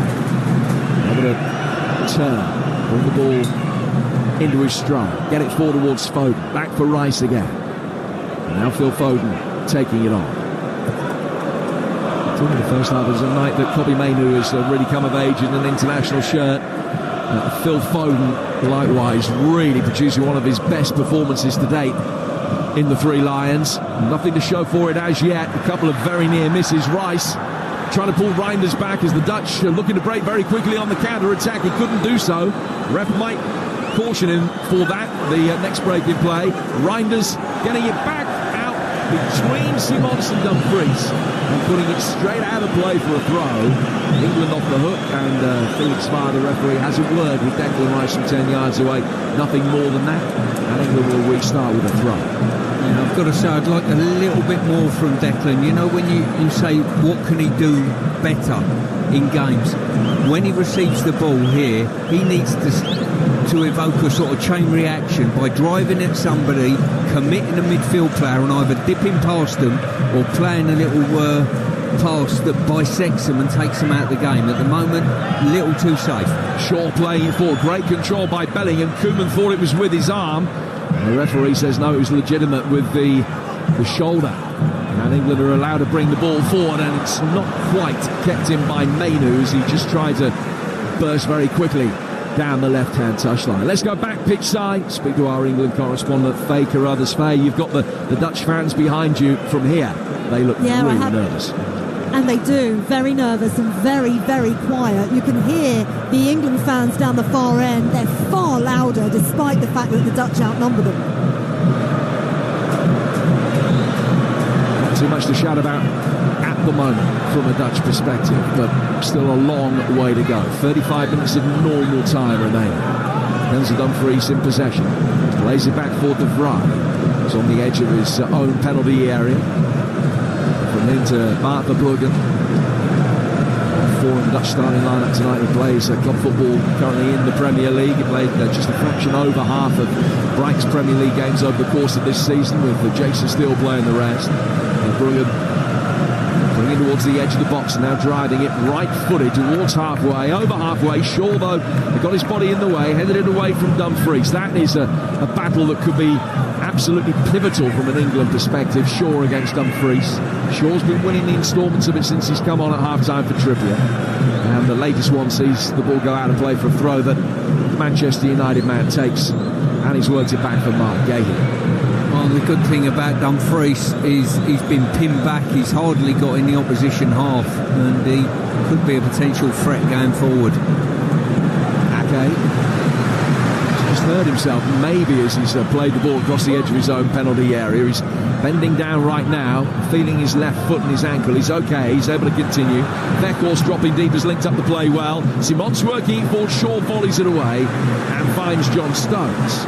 And Stones will go back for Walker. The possession in this second half slightly more in the Netherlands' favour than it was in the first, but it's still England that are dominating it. And the overall match stats now 60-40 in England's favour. It's about 65-35 at half-time. Bellingham square to Declan Rice. Rice on halfway in towards Kobbie Mainoo inside the centre circle. Back for Jude Bellingham again. Bellingham down the left-hand touchline for Luke Shaw. Two of them just for a moment weren't too sure who was going to be taking control of that, but it was Shaw who maintained possession. Mainoo works it back through the centre of midfield towards Declan Rice. He's trying to draw Weghorst towards him. He's laid it back for Foden here. But England aren't able to play with that same purpose and tempo that they did before the break. No. For me, Rice and probably Mainoo slightly in this equation have got to go and commit a midfield player, because if they don't, we're not going to get the ball into the likes of Foden. And Foden's the one that has been starved of the ball in this second half, Jim. You know, and that's why he's ended up coming deep to get a taste of it. Shaw on halfway. Back towards Gahey. Is that because England have lost their way, or is that because of a tactical change that Koeman has made, I wonder? As Walker brings the ball forward and it hits Ake, will bounce back out towards the far touchline. Well, they're more acutely aware of the likes of Foden, I understand that, but he's still got the ability to get on. But what you've got to do is have a chain of events that when Declan picks it up or someone picks it up, you've got to go and commit a midfield player. Kane's got the ball. Works down towards Walker. England still waiting for their first real sight of goal in this second period, having had 7 in the first. Far and away their most productive 45 minutes of the tournament so far. Walker getting it forward here for Kane. De Vrij was there with him, and he stopped him being able to turn or flick it towards Foden inside the box. That was better, more incisive, just didn't quite come off. And the ball has gone out of play for an England throw that the referee has asked Kyle Walker to take about 5-6 yards further adrift than where he originally intended. Ball very quickly worked from the England right now towards this near side, the left. Luke Shaw in possession. Goes back inside his own half of Mark Gahey. Ball from Gahey towards Foden. Foden taking it on the turn down towards Bellingham and then continuing his run forward. Bellingham working it back. Kane taking it on, trying to get away from the challenge of Vim on no foul by the Dutch substitute. Won it cleanly. The ball is laid back to his goalkeeper Verbruggen, and it's going to be able to clear, get it over halfway. It's come off Dumfries and goes out for a throw. He's claiming he was pushed by Gahey, but assistant referee near side was unmoved. Throw to Luke Shaw on the left. Talksport breakfast tomorrow morning. All of the reaction to semi-final night, which England is still in a position that Give themselves a very good chance of a victorious one. Alan Brazil, Gabby Agbonlahor and Ashley Young, who is also part of our commentary team earlier in the tournament for the game against Slovakia. And Ash is joining the boys tomorrow morning as well on Talksport from 6. We played an hour, it's 1-1. If you drew a line across our team on the build-up there, because it's slow now, everyone in our midfield is coming back beyond the Dutch midfield, and that's just not good enough at the moment. What we've got to do is commit the Dutch midfield by players playing beyond them, stand beyond them, but one of the defenders has got to go and play a pass or commit somebody. Stones fires it out towards Foden, he couldn't control it. It's gone out of play for a throw that Ake will take. England in danger just of losing their way potentially. Now Cody Gakpo will bring it forward and he will run at the opposition defence. And he's done well to work it across towards Denzel Dumfries. Bottom right hand corner of the penalty area. Dumfries, Veerman sending it in. It's a poor cross. And Pickford will watch it out for a goal kick away to our right hand side. But whereas all the tempo is with England in the first period, it's been with the Dutch when they've had possession in the second half. As we saw there with Cody Gakpo, they've been the more direct and more dynamic side. Yeah, they have. And as I say, Weghorst has played a decent part in that. I've got to say he's linked play quite well when he's had the opportunity to do so. But at this moment, the build-up's become a little bit slow and pedestrian, and the midfield players in Foden have got to come back beyond their midfield to get a touch of the ball. We want him to get it further up the pitch. Foden plays the ball back towards John Stones. To Walker. It's 5 yards inside his own half. The ball again just comes to a standstill for a moment. Good movement off the ball though from Declan Rice, who came to receive it. Rice looking to be able to play a progressive ball forward. Hit it ahead of square towards Mark Gahey. Gahey coming out towards the left-hand touchline from centre half. Foden plays a 1-2 with Bellingham. Foden can turn on the edge of the penalty area. England trying to get bodies forward into the box. Mainu is there, Kane and Saka there as well. Rice, the man that's played in. Down he comes towards Luke Shaw. Shaw into the feet of Rice again, still level with the edge of the Dutch penalty area. Now comes out towards Foden. Foden losing the ball, and England winning it back straight away with Declan Rice. But the referee has said that there was a foul by Foden as he initially tried to recover it. And the two just talk it over. But clearly the decision isn't going to change. It's a free kick that the Dutch will take just outside their own box. 62 minutes gone. The Westfalenstadion in Dortmund, and it's one apiece. Yeah, the half-time whistle come at the wrong time for us. I think this break's not helped us at all, and at the moment there's a little bit of frustration in our play. We're not playing it quick enough. Southgate has just come to the technical area and just told John Stones, move it quicker. Simons playing the ball forward. And it was kind of gravitating between a 3 and a 4 in the first half. It's very definitely a 4 now for England. Shaw for Trippier, not a change that has had the hoped for improvement down the left-hand side. Trippier did alright on that first 45 minutes, although it wasn't quite as high up the field as certainly Jordan Pickford wanted him to be. Pickford's got the ball at his feet now, side puts it out from the back towards Declan Rice. Rice coming in off the left-hand touchline, laying it back full. Gahey has just chipped it straight out of play. And for all the fact that we mentioned in the first half, Stuart, that England were coming to the ball at just the right time in this tournament, the kettle's off again at the moment. Yeah, it certainly is. As I say, we've stepped into a bit of lethargy with our play, and we're playing to a tempo that's suiting the Dutch at the moment, and that's not good for us. They'll be absolutely delighted with this. The opening 18 minutes of the second half, whilst not belonging to the Dutch, they haven't really done anything. What they have been able to do is work themselves back into the game and negate the England advantage that was building up in terms of the pattern of play before half-time. They've now got a free kick that Veerman's going to take about 7 or 8 yards in from the right-hand touchline and 20 outside the England penalty area. And the Dutch get everybody forward. And now that Weghorst is on the field, these attacking Dutch set pieces could be a menace for England. De Vrij is in there as well. So too Virgil van Dijk. Van Dijk doing a good impression of a Dutch windmill at the moment, just moving his arms, rotating them around, trying to get away from the shackles of Kyle Walker, the pair of them just being spoken to. Joe Veerman hoping that he can get the delivery right here. It's 1-1, 19 minutes gone in the second half. Veerman sending it into a really dangerous area, and it's a brilliant save from the diving Pickford to tip it away to his left. It bounced near the penalty spot. Ake, I think the player that got something on it, it's come off his knee, and Pickford diving to his left punches it away. But not just that, punches it clear of the onrushing orange shirts, and it stays at 1-1. Van Dijk and Ake both in there at the far post. Pickford making a stunning stop. It's a corner to the Dutch, a right-footed away swinger headed over the bar by Dumfries. A let-off to an extent for England, but good goalkeeping. It is, and England are sort of playing the penalty for this lethargy in the second half a little bit. They needed to pick up exactly where they finished off in the first half. Just looking at the replay again, it was Van Dijk who got something on it. Comfortable save for Pickford, but he had to react quickly. Pickford to take a goal kick then for England as we approach the midway stage of the second half. There's room for improvement again. Pickford playing it forward.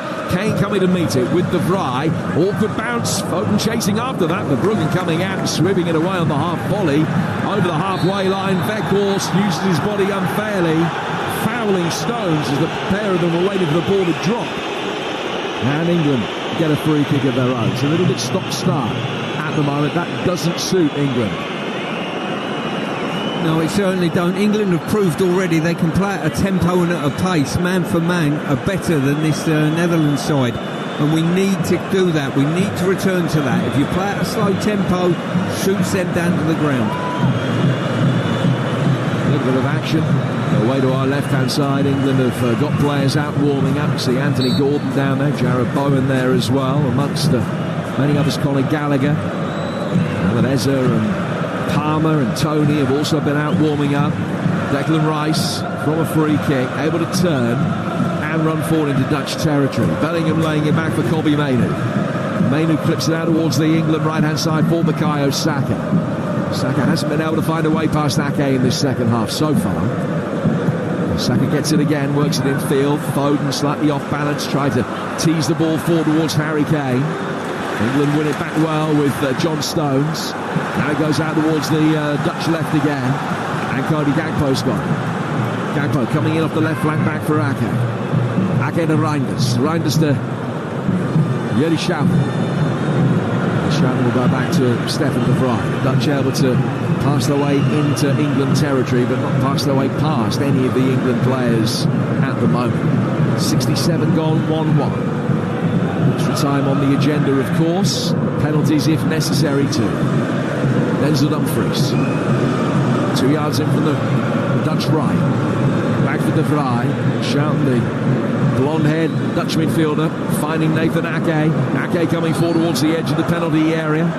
Chance to fire a deep ball in towards Weghorst, and Pickford again has to come out and try and make the most of it. Got hands behind it, helps it away for a corner, which I don't think was his intention. It was a swirling ball, but he saw Dumfries coming in out of his peripheral vision and just elected to punch rather than catch at the last moment. Good goalkeeping, steers it away for the Dutch third corner of the night. Yeah, I'm just wondering whether Harris is going through his mind at the moment to make a change, and Palmer is the obvious choice to get on the front foot. He's shown really good impact, and if you ask me the next question, who would I take off for him, it would probably be Bellingham at this stage. So Palmer for Bellingham, the change that Stuart Pearce would make. Would you keep Harry Kane on there for now? I think I would, to be fair. We need a focal point up there. In comes the Dutch corner, the latest of them is a header towards goal, but the whistle had gone. Ake's header saved by Pickford, but the free kick has been given England's way anyway. The referee just indicating where the infringement took place. And Stones will spot the ball down and will take the free kick. So just over 20 minutes to go in normal time. Yeah, the other alternative you've got, maybe making that change and dropping Bellingham back a little bit and bringing Rice off. I think one of those two might be the the option if you're going after the game a little bit. At the moment, we're okay, no panic, but the Dutch are coming into this because we're showing slow momentum. It'd be Rice rather than Mainu if you were making that change. I think so. Here's Stones towards the edge of the centre circle, looking for the long ball over the top. Bellingham making the run.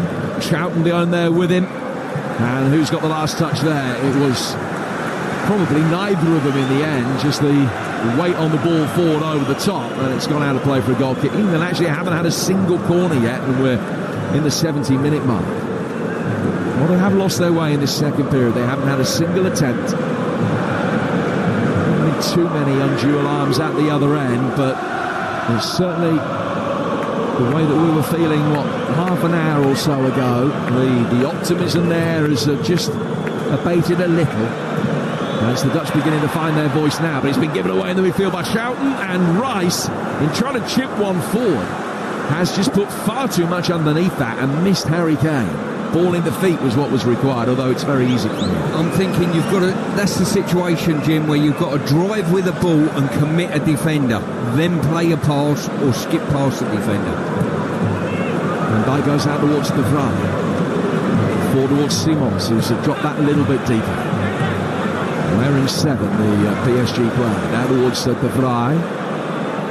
Reinders over the halfway line. And Fries making a good run down the Dutch right-hand touchline. Simons that picks up the ball and will drive towards the edge of the penalty area. Reinders making a run past him. England still unable to get it away. Reinders can take over just for a moment. The Milan man back to Schouten. Now Reinders again. And Reinders just behind square. And another ball that goes backwards. And then it's worked out towards the Dutch left-hand side by Veerman for Ake. England just struggling to get a kick at the moment. Bellingham sliding in. Oh, he's gone in.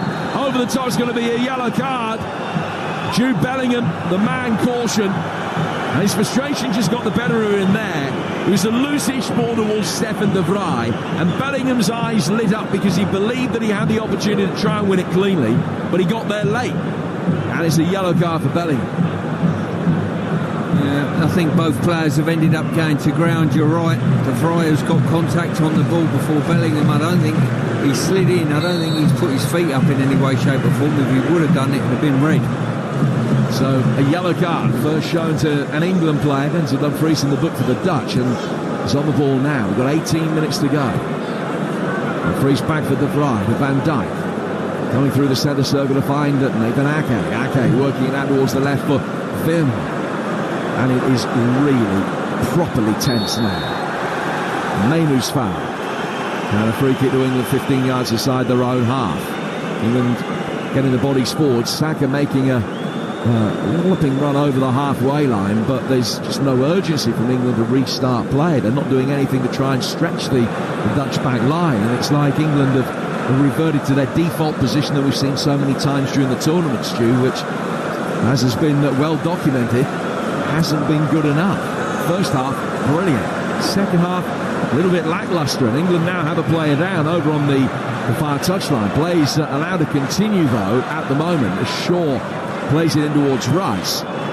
Goes from Gahey. Foden is back on his feet, having been caught, but he's far from happy. He's got his hands outstretched, bellowing at the referee. It's back in possession now, and dismissively throws an arm across his body as he plays the ball to his left-hand side for John Stones. Stones for Gahey. And he's come into Dutch territory to feed Jude Bellingham. Bellingham to Walker. Walker out towards the England right-hand side for Bukayo Saka, trying to take on Nathan Ake, who just stood his ground. Didn't let Saka go past him. He's gone down holding his face, Bukayo Saka, but it will be a goal kick. Yeah, we've got a situation at the moment where we've dropped down such a tempo that the Netherlands are more than happy in the game at the moment. We're not putting any pressure on them at their back line. The movement's not been good enough. And the only way I think we're going to change that is from the bench and get some dynamic contributions from the likes of potentially Palmer, who's shown that in the past. Well, Gordon is back out warming up, and Palmer comes out to join him. Weghorst, was he fouled? Walker with a brilliant challenge. There's no foul on Weghorst, but they work the ball out towards the left, and Gakpo's coming forward, and Walker had to go up through the gears really quickly. Long ball played out really smartly from Jordan Pickford. But Bellingham hasn't been able to keep it in 80 yards upfield. And he goes out for a throw that'll be taken by the Dutch. And all of a sudden he got really stretched at both ends. It certainly did. And this for me at the moment is the worry for England, that we're off the pace and all of a sudden we might concede a goal and we've got no reaction time at all, Jim. England haven't had a shot since the 41st minute. We're now in the 75th. Weghorst doing well to take the ball on his chest. Veerman now towards the Dutch left. We've got a little pocket of Dutch supporters right in front of us wearing their traditional orange suits. They're increasingly animated. They're liking what they're seeing at the moment, urging their countrymen to get forward. Shouting. Play back towards De Vrij. Harry Kane will follow and put the pressure on towards halfway. Ball goes out towards the Dutch right-hand side again. Only 15 minutes of normal time to go now, and the criticisms that are often made of Gareth Southgate is reluctance to make proactive early substitutions, perhaps going to be levelled of him again. But Fries goes back for Schouten. They were making a change at half-time when they brought Shaw on for Trippier, but that's been it so far. England need a little bit of inspiration because it's completely disappeared. Virgil van Dijk inside the centre circle. It's gone to his right-hand side. That's played ball by Schouten. Simons can take the ball on the half-turn and bring it forward. Flicker with his right boot down towards Denzel Dumfries. Dumfries is 10 yards outside the England box but goes back behind square. Veerman will take over. Veerman to Schouten, taking the ball on the half-turn. Down towards Simons again in his yellow boots. Now Weghorst wanted the ball into feet. But instead of going forwards, Veerman has gone back and worked the ball via Van Dijk and Ake out towards the left-hand side for Cody Gakpo.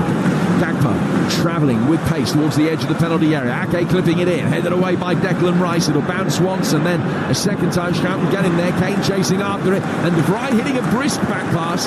The Bruggen sweeping up 20 yards outside his own penalty area. It's good defending and good sweeping.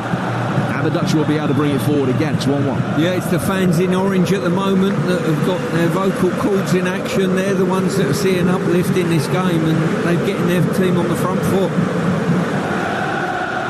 Well, if England don't get the job done, I think we'll look back at the last 15 minutes of the first half when they were so utterly on top and just couldn't make the most of the chances that came their way. Foden desperately unlucky to have one cleared off the line and see another rasping effort hit the post. England are on the back foot. The Dutch clipping it with Veerman out towards Cody Gakpo. On the left, running towards the edge of the penalty area. Right-footed ball in, Weghorst with a little flick at it. Right-footed bouncing effort then coming from Simons on the edge of the box. Weghorst didn't get hold of his at all. That's Simons with a right-footed shot that bounced a couple of times. It goes through for Jordan Pickford. And it remains 1-1 with just over 12 minutes of normal time to go here on Talksport, Stuart. Yeah, I feel as though I'm in the passenger seat of a car careering into a car crash at this moment in time. And I've got 11 players in a white shirt alongside me that haven't realised that is the case at present. Yeah, it's almost like they're still looking in the rear view mirror and can't see what's coming, looking over their shoulder without being able to completely ascertain how this is unfolding. Well, Faye Carruthers, Talksport's England correspondent, has got eyes on the bench, and there is now some movement, Faye. There certainly is. You wanted proactive changes, and Gareth Southgate is about to make them. Ollie Watkins and Cole Palmer are ready to come on. Let's see who he takes off. Here's Rice in possession. Thank you, Faye. That's going to be a double change that will be made with 79 gone in a moment. England have got to make sure they're still on level terms when the changes are made. Rice gave it away, but then he's won it back, and Bellingham can play it forward here for Shaw. Shaw attacking the penalty area, crosses it in, Van Dijk heads it away. Rice is going to be first to the loose ball. Gakpo comes back to put a little bit of pressure on, but Rice goes to his right for Walker. Walker now. 78 gone at 1-1. It's been one apiece for exactly an hour. Gahey. Shaw in possession on the England left, and Gahey's actually turned it the other way. Watkins bobbing up and down, waiting for his runner to be able to come on, and Palmer looking much more static to his right-hand side, waits as well. Ball in for the byline! And the offside flag is up, doesn't count. Bukayo Saka putting the ball into the net. The flag up very early as he was driven in. It will be checked. But I think Saka did go too early, and it will be chalked off, I think. Just having a look at the replay now. It's not Saka, actually. It's Walker who's put the ball in from a marginally offside position. It's close, but it's the right decision. Yeah, it was the right decision. As I said, it was a super ball by Walker. He broke the line. Super ball by him, and Saka just run onto it and finished well. Well, here are the changes. It's Palmer for Foden. And is it going to be Watkins for Kane, or is Kane going to stay out there? No, he is coming off. So Foden and Kane off. And Watkins and Palmer on. I'm surprised it's Phil Foden. I'm astounded, really. I think, I know he'd be loath to take Declan Rice off because of the position he plays and the nullifying any counter-attack threat. I think Jude Bellingham's been certainly... I think this introduction of Palmer would have spurred Foden on, and his performance has been... Well, he's been arguably England's best player up to now, I would say. And so Harry Kane leaves the field, having scored his 15th goal at a major tournament to get England back on level terms. He's replaced by Ollie Watkins, who got 20 minutes in the game against Denmark. And he's getting the last 10 minutes of normal time tonight. But maybe 40-odd minutes of playing time. We'll wait and see. Here's Van Dijk playing the ball back for his goalkeeper, Verbruggen. Verbruggen to Schouten. Murmur of nerves from the Dutch supporters as that they thought Schouten was going to get caught in possession on the edge of his own penalty area. Luke Shaw has just caught Simons. The ball goes back for Pickford and play is allowed to continue. Bellingham, certainly this phase of play, I don't know whether it's just this phase of play, is gravitated down towards the left for a moment for England. And are they going to go 4-3-3 for the time that remains with Cole Palmer playing almost as the most advanced of the three with Rice and Mainu in behind him. Bellingham on the left and Saka on the right. Here's Declan Rice. Now, if you drew a line across the pitch on our build-up now, we've got Gahey, Stones, Rice and Walker all beyond Weghorst, in the defensive line. You can't need that. You only need two of those players. And that's the total difference between now and the first half. Stones getting it forward towards Bellingham. Is it just that England are feeling the pressure and don't dare make a mistake? Can't be proactive because the safety first mentality. There's Jude Bellingham coming deeper, getting to the stage now where next goal wins. Stones, Ollie Watkins making an early run forward, straight offside. Ball goes instead into the feet of Palmer.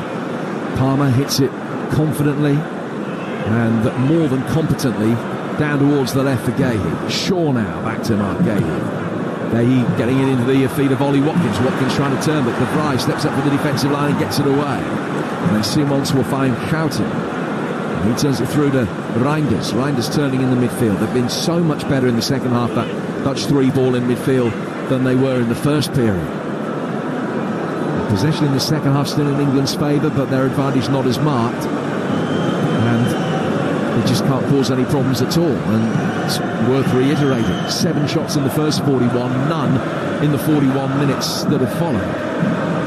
Virgil van Dijk, forward towards Schouten. Down towards De Vrij. De Vrij to his right-hand side for Simons. Schouten taking over again, working it back through the midfield. Veerman to De Vrij. Declan Rice now putting the pressure on the goalkeeper. Verbruggen wanted a second touch. He just about had time to take one. He worked it out towards Virgil van Dijk.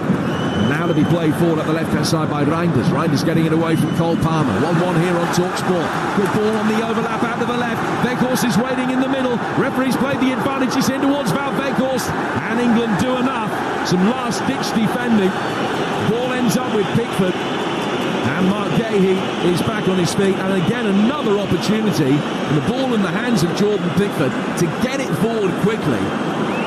And it wasn't one that he took. England can now work the ball out towards Luke Shaw. But no sparkling invention from the men in white at the moment. 1-1. It's very flat on the build-up. It's almost walking football at the moment on England's build-up, and you won't cause any team in world football a problem with that. It's a real contrast from from that first half performance. It was absolutely magnificent.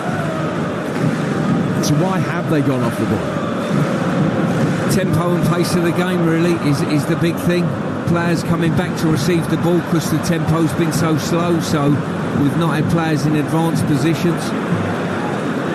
Dumfries put under pressure, firstly by Shaw, then by Bellingham. It's a brilliant little nutmeg of Denzel Dumfries, and England then get a free kick. Weghorst and Simons again are furious, acting as the defence counsel, and swiftly in the ears of the assistant referee Stefan Loop on this near touchline, it's going to be an England free kick. Well, it's symptomatic really. We get a free kick, the Dutch players all go to the fourth official and berate him, and instead of us getting the ball and taking a quick one and playing quickly, we wait for them to get back in slot again. Stones to Mainu taking on the half turn towards Luke Shaw. Declan Rice is there on the edge of the penalty area, and Mainu has caught his man, has lost possession, and the Dutch will bring it forward quickly. Simons towards Cody Gakpo. This is dangerous. Ake making the run forward. Palmer has come across with Bukayo Saka. Between them, they've been able to stop the run of Cody Gakpo. There's just a little slight push initially from Saka, and he pushed Gakpo into Palmer. It's a free kick, which will be taken by the Dutch almost within range in a shooting position. A yellow card for Bukayo Saka. And a free kick 12 or 13 yards outside the penalty area. Well, if this result goes against us, Jim, I think it's gone against us because we've contributed rather than a Netherlands side that have outplayed us.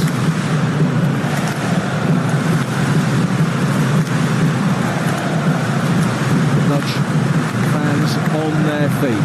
Slow hand clap starts. Just trying to build a little bit of momentum late in the game. So good from set pieces, and they got a big one now. 4 to go. Ball flicked inside the area. Van Dijk going up for it, and it's beaten. Everyone goes out of play for a goal kick. There was a clash on the edge of the penalty area involving Nathan Ake and Kyle Walker, and the referee has given the free kick to England.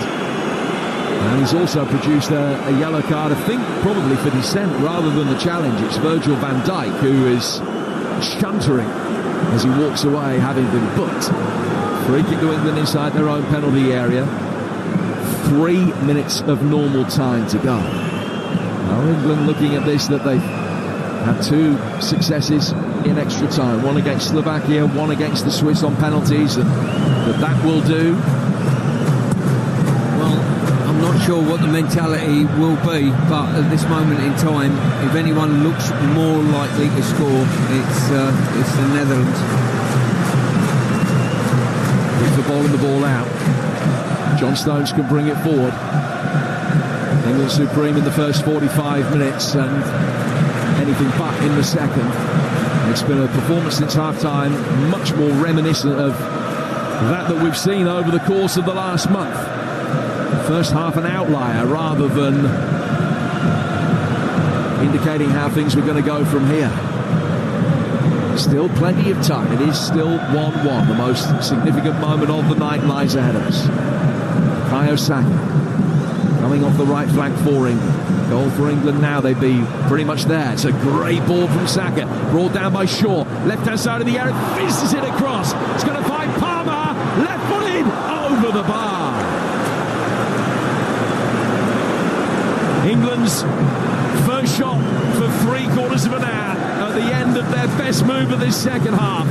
But Cole Palmer couldn't hit the target, and it stays 1-1. No, he's just taken the wrong technique. Once again, he's done brilliant. He's come inside and he's laced it. The technique needed is just a little curler, fade it into the far corner. He's certainly got the ability to do so. And that might well be the last opportunity England get at this 90 minutes. Well, he cut across it and sliced it way wide. 90 seconds of the 90 minutes to go. Arthur Bruggen taking the goal kick. Declan Rice is trying to stand his ground under a little bit of pressure from Wout Weghorst, and the referee's given a free kick. Foul by Gakpo on Gehi.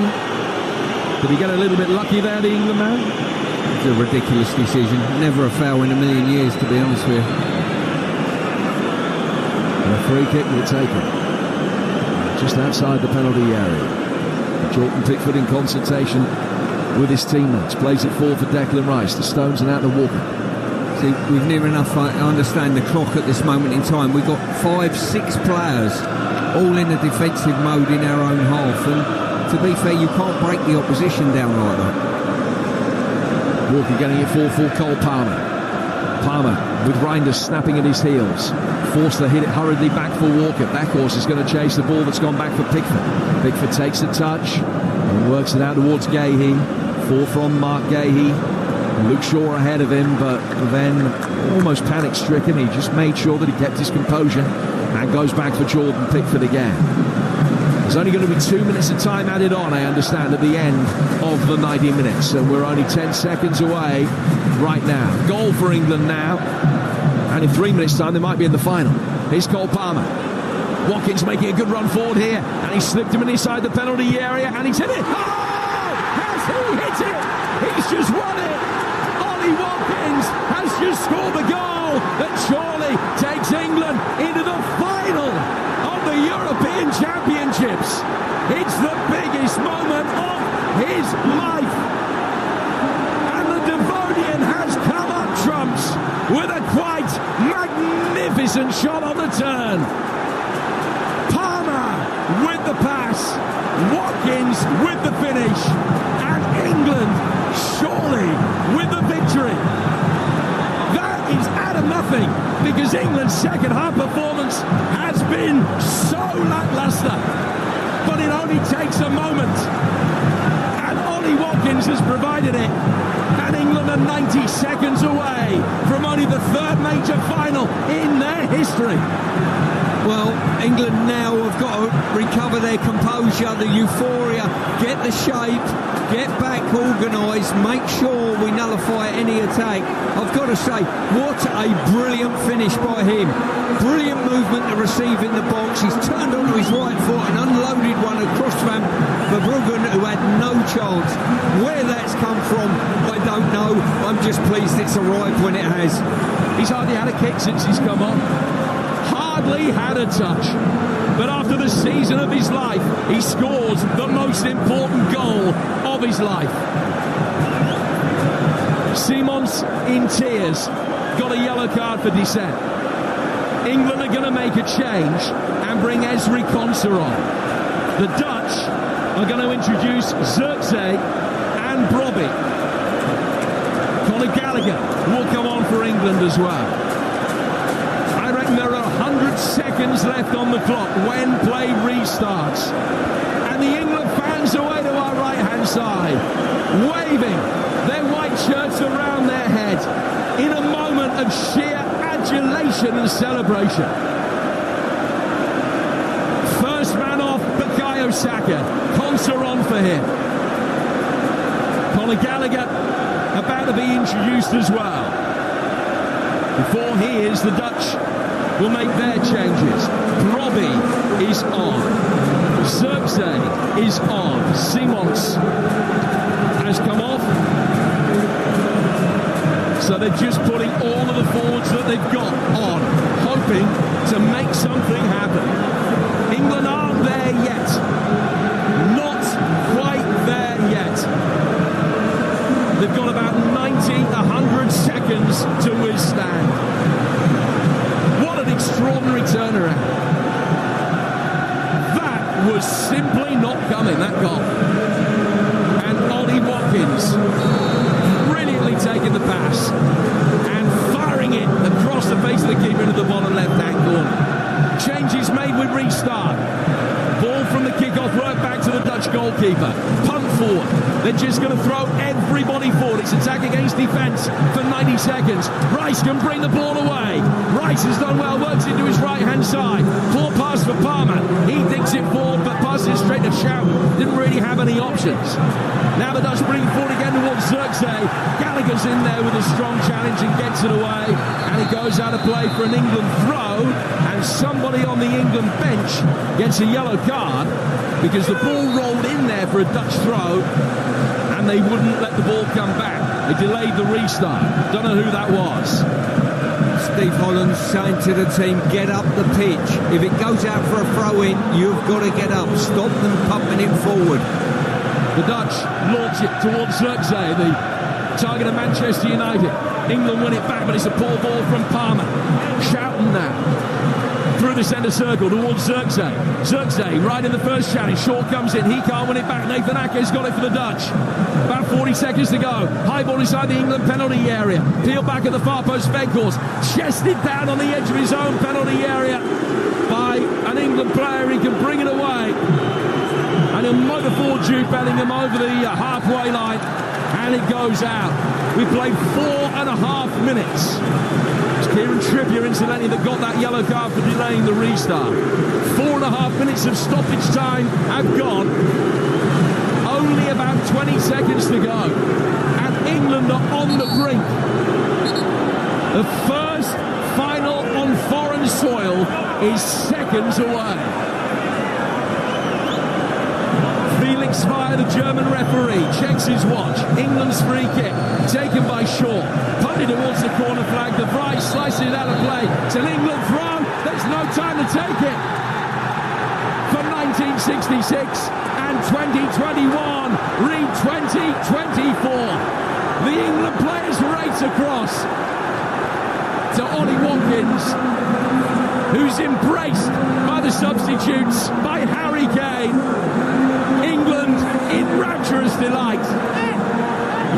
And at the other end of the scale, Bart Verbruggen, the Dutch goalkeeper, lies on his back on the edge of the 6-yard box in tears. The Dutch on the brink of a major final. They haven't got to the final of this competition since 1988. The better side in the second half. But England have hit them with a sucker punch. Ollie Watkins producing his 4th international goal at the perfect time. England brilliant in the first 45 minutes, rode their luck at times in the second. Certainly, the football they produced in the second 45 minutes wasn't worthy of a winning goal like that. But it matters not one jot, because England are in the final of the European Championships again. The second final delivered by Gareth Southgate in the space of 3 years. It will be England-Spain on Sunday in Berlin. They have beaten the Netherlands by 2 goals to 1, and sometimes it just doesn't matter how you get the job done. Oh, how good does that feel? How good does that feel? I'm watching Gareth Southgate walking around hugging his staff members, his players. He's had a big hug with Ollie Watkins, the match winner for England. He's come on as sub. He's not seen much game time. He's come on as sub. And what a finish from the Villa man. Absolutely superb from Ollie Watkins. And after a second half where England just clocked off. Now, I don't think the Netherlands caused that many problems to us. Maybe they'll be the ones with the regrets, bearing in mind how much domination of possession they had in the second half. But England are there. They've done it. Just think about what that means. Start of the show, we're talking about yet another semi-final. Now we're talking about yet another final. And England are there. 2 finals in 3 major tournaments. Just let that sink in. Somebody like me, 55, never knew anything like this growing up. Semi-final at best, but 20-odd years without anything to write home about from major tournaments. Had to live through not even qualifying for major tournaments. And now look at us. And the Gareth Southgate, a man who's had so much criticism at this tournament, and he's got us to the final again. Respect the man's name. Respect his name. As the England players go over to the England fans who've been in fine voice all night. Those England fans, by the way, magnificent. They're outnumbered by the Dutch, but they've outsung the Dutch. They've been superb. They were singing Great Escape second half. And now it's Sweet Caroline and the Phil Foden song, and he was brilliant in the first half. and they're thoroughly enjoying every single second, and how things change from plastic cups of beer being thrown at Gareth Southgate a couple of games ago.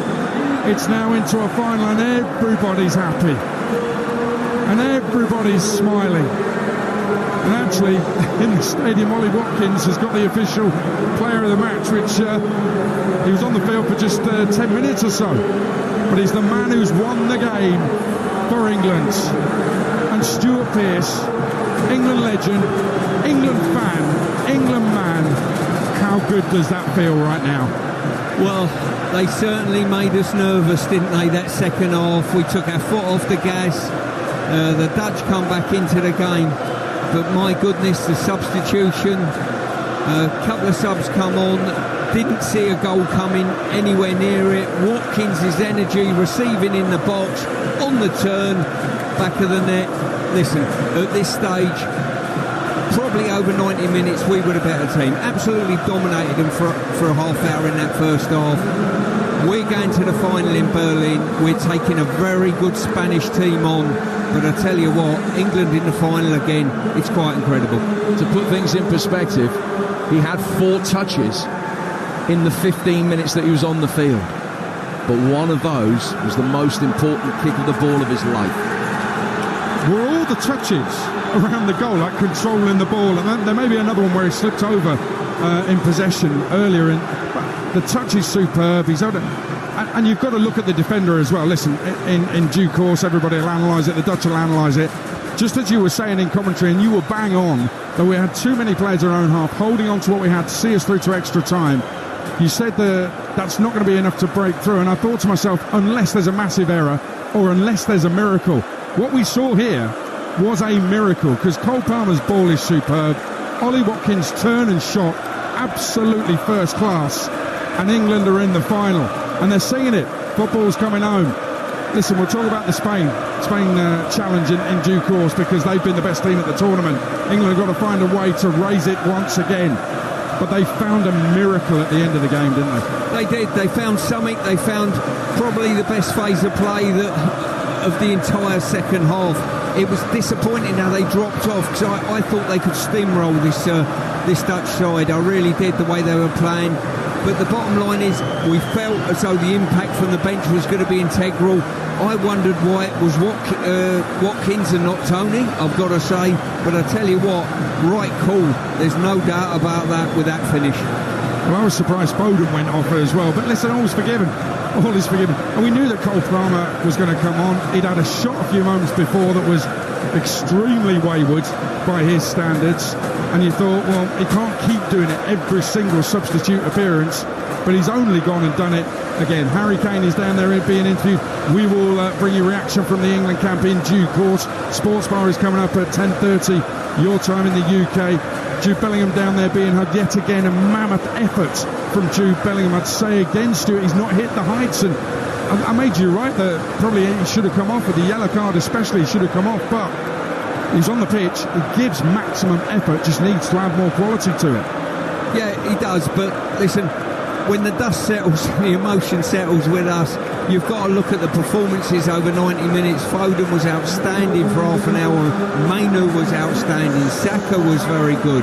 We just need to knit it together. When the tide goes against us a little bit, we shrunk into ourselves in that second half. But listen, this game was all about winning and getting to Berlin on Sunday. We're going to Berlin on Sunday. This tournament finishes Sunday. From one way or the other, we are going all the way. We're in a final. We're taking a very, very good Spanish side. They look the best in the tournament at the moment. Time will tell on that issue. Right, hold off on Spain. I want to soak this up for now. I'm just looking at those players down there and the admiration. You know, I'm starting to realise exactly what Gareth Southgate's been talking about in press conferences, about the external noise being really loud, about the expectations being very high on a load of young players. And we don't think of Bukayo Saka as a young player because he's been around for so long, but he's still a very young player. Cole Palmer, very young player. Jude Bellingham, incredibly young. And you think about where Ollie Watkins has come from, the journey. He was playing for Western-Supermare in the non-league, and then he's at Exeter, and then he gets a move to Brentford, and then he gets the move to Villa, and he's now scored the winner in the semi-final of the European Championships. I absolutely love that journey. You could go through all these players. Think about Declan Rice, for example, rejected by Chelsea, then comes back. And how has he come back? Incredible. And there's stories with every single one of these players. They've been doubted, they've been written off, and here they are in the European Championship final. I have to admire every single one of those players down there, Stuart. Well, listen, football's about getting jobs done over 90 minutes. We've done that today. Probably for half an hour in the first half, it was our best football of this tournament. I think we put not a great Dutch side on the back foot, but certainly not a bad one. They're in the semi-final. You've got to respect them. For half hour, we're brilliant. If we can knit that half hour and extend that to 60 minutes, 90 minutes in the next game, who knows? Just looking at Phil Foden and Cole Palmer just chatting together, former Man City teammates. Palmer came on for Foden. I was a little bit surprised Foden went off. Wasn't surprised that Palmer came on, and yet again he's made a telling contribution with the assist for the winning goal. They're all stood around at the edge of the pitch, and it looks like they don't really know what to do with themselves. The England fans are staying in the stadium here in Dortmund, singing loud and proud as they have done for the last 90 minutes, and those fans have got their reward with that winner from Ollie Watkins, and England are into the final. And when you were playing and I was watching, Stuart, and we all thought magnificent achievement, 2 semi-finals in 6 years, World Cup and the Euros. It's now 2 finals in 3 tournaments. This is astonishing from Gareth Southgate. Well, we've always said about Gareth's reign with England, if it finishes Monday morning, Sunday night, I don't know whenever, you've got to look back and say this was a golden era for England. Now, I hope it's a silver era come Sunday. I really do. But you've got to be proud of them. I'm looking at Watkins now. He's got the man of the match trophy in his hand, and you've got to say, whenever you go to a tournament, it's about a squad situation. It's not about one individual or another. The squad's got to get you over the line, and that's what happened today. And let me just dwell on that for a moment. Those times when you were playing and we reached the semi-final at Italia 90, the semi-final on home soil at Euro 96, and how much the fans enjoyed those, and for years and years, and they still talk about that atmosphere, Euro 96, and how the nation felt. And here we are, enjoying 2 finals in 3 tournaments, and I'm actually feeling very emotional about talking about it, because I didn't suspect this could happen. Now, going on and winning the thing is another matter, and that would be even bigger, obviously. That would bring the emotions out of the most hard-boiled human being back home. But to get to a final in the first place, like we did in Euro 2020, that in itself was very special. To get to a second in 3 tournaments, I can't say it enough. This is what we do when we're football fans. This is why we keep on doing it, why we keep coming back. For all the years that things were poor for England, we didn't qualify for tournaments, we didn't compete at tournaments. You think back to Brazil 2014, when we were home before most fans had got out there. Home after 2 games, we were out. It was a dead rubber the fans went to see. And then 2016 Euros, I was in Nice, numb, sitting there for ages just looking at the pitch after we'd lost to Iceland. Not just lost to Iceland, we've been humiliated by Iceland. They made us look like a team that couldn't play football, and there were some seriously good individuals in that England side. 2 years later, Gareth Southgate takes us to a World Cup semi-final, and loads of us would have thought, given our history, it ain't going to get any better than this. And now, look at us. And there's people mid-tournament who said, get rid of Southgate now, bring in somebody who can take us all the way. And there'll probably still be people, if we lose the final, who'll say exactly the same thing. Or if we win it, they'll say somebody else would have won us a World Cup by now with these players. I have to admire how he's dealt with the historical baggage that comes with England, because that is a considerable weight on his shoulders and the players' shoulders. Listen, his biggest asset is how level he is. When things are going well, he's level. When things are going badly, he's level. And it's that consistency that he offers is probably what gives these players more of a mental toughness now to get over the line in games that are going against us. 30 years ago, whatever, we never knew what it was like to arrive at the end of a major tournament. This group of players know what it's like now. They've been through it before, certainly over the last 8 years they have. And listen, you've just got to be proud of them. Sometimes you've got to turn around and say, brilliant lads, well done, we're proud of you as a nation. And I went through those flags earlier. Let's just remind you, Oxford United, Palace, Swindon, there's an Arsenal one that's been everywhere in this tournament. Aldershot, Bristol City, Boston United, the Nottingham Forest one with the Stuart Pearce face on it as well, gorgeous face. They'd spend their time making those flags, bringing them out to these games, every single game, all of them with the hope. These fans I'm talking about, all of them with the hope rather than the expectation. But that's changed under Gareth Southgate. That's become an expectation and has worked against Gareth Southgate. But these fans here enjoying every single second. They travel, they spend their money, they support the team, they make those flags, they display those flags. By and large, they are very, very well behaved. Certainly the ones we meet out on the streets, fantastically behaved.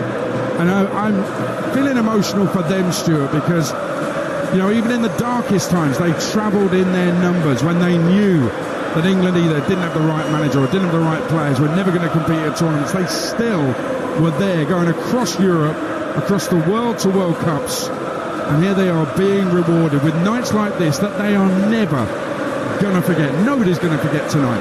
They certainly won't. As I say, in 10, 20 years' time, they'll turn around, there'll be youngsters in the stand with their dads that turn round and are having the night of their life, to be quite honest with you, and rightly so.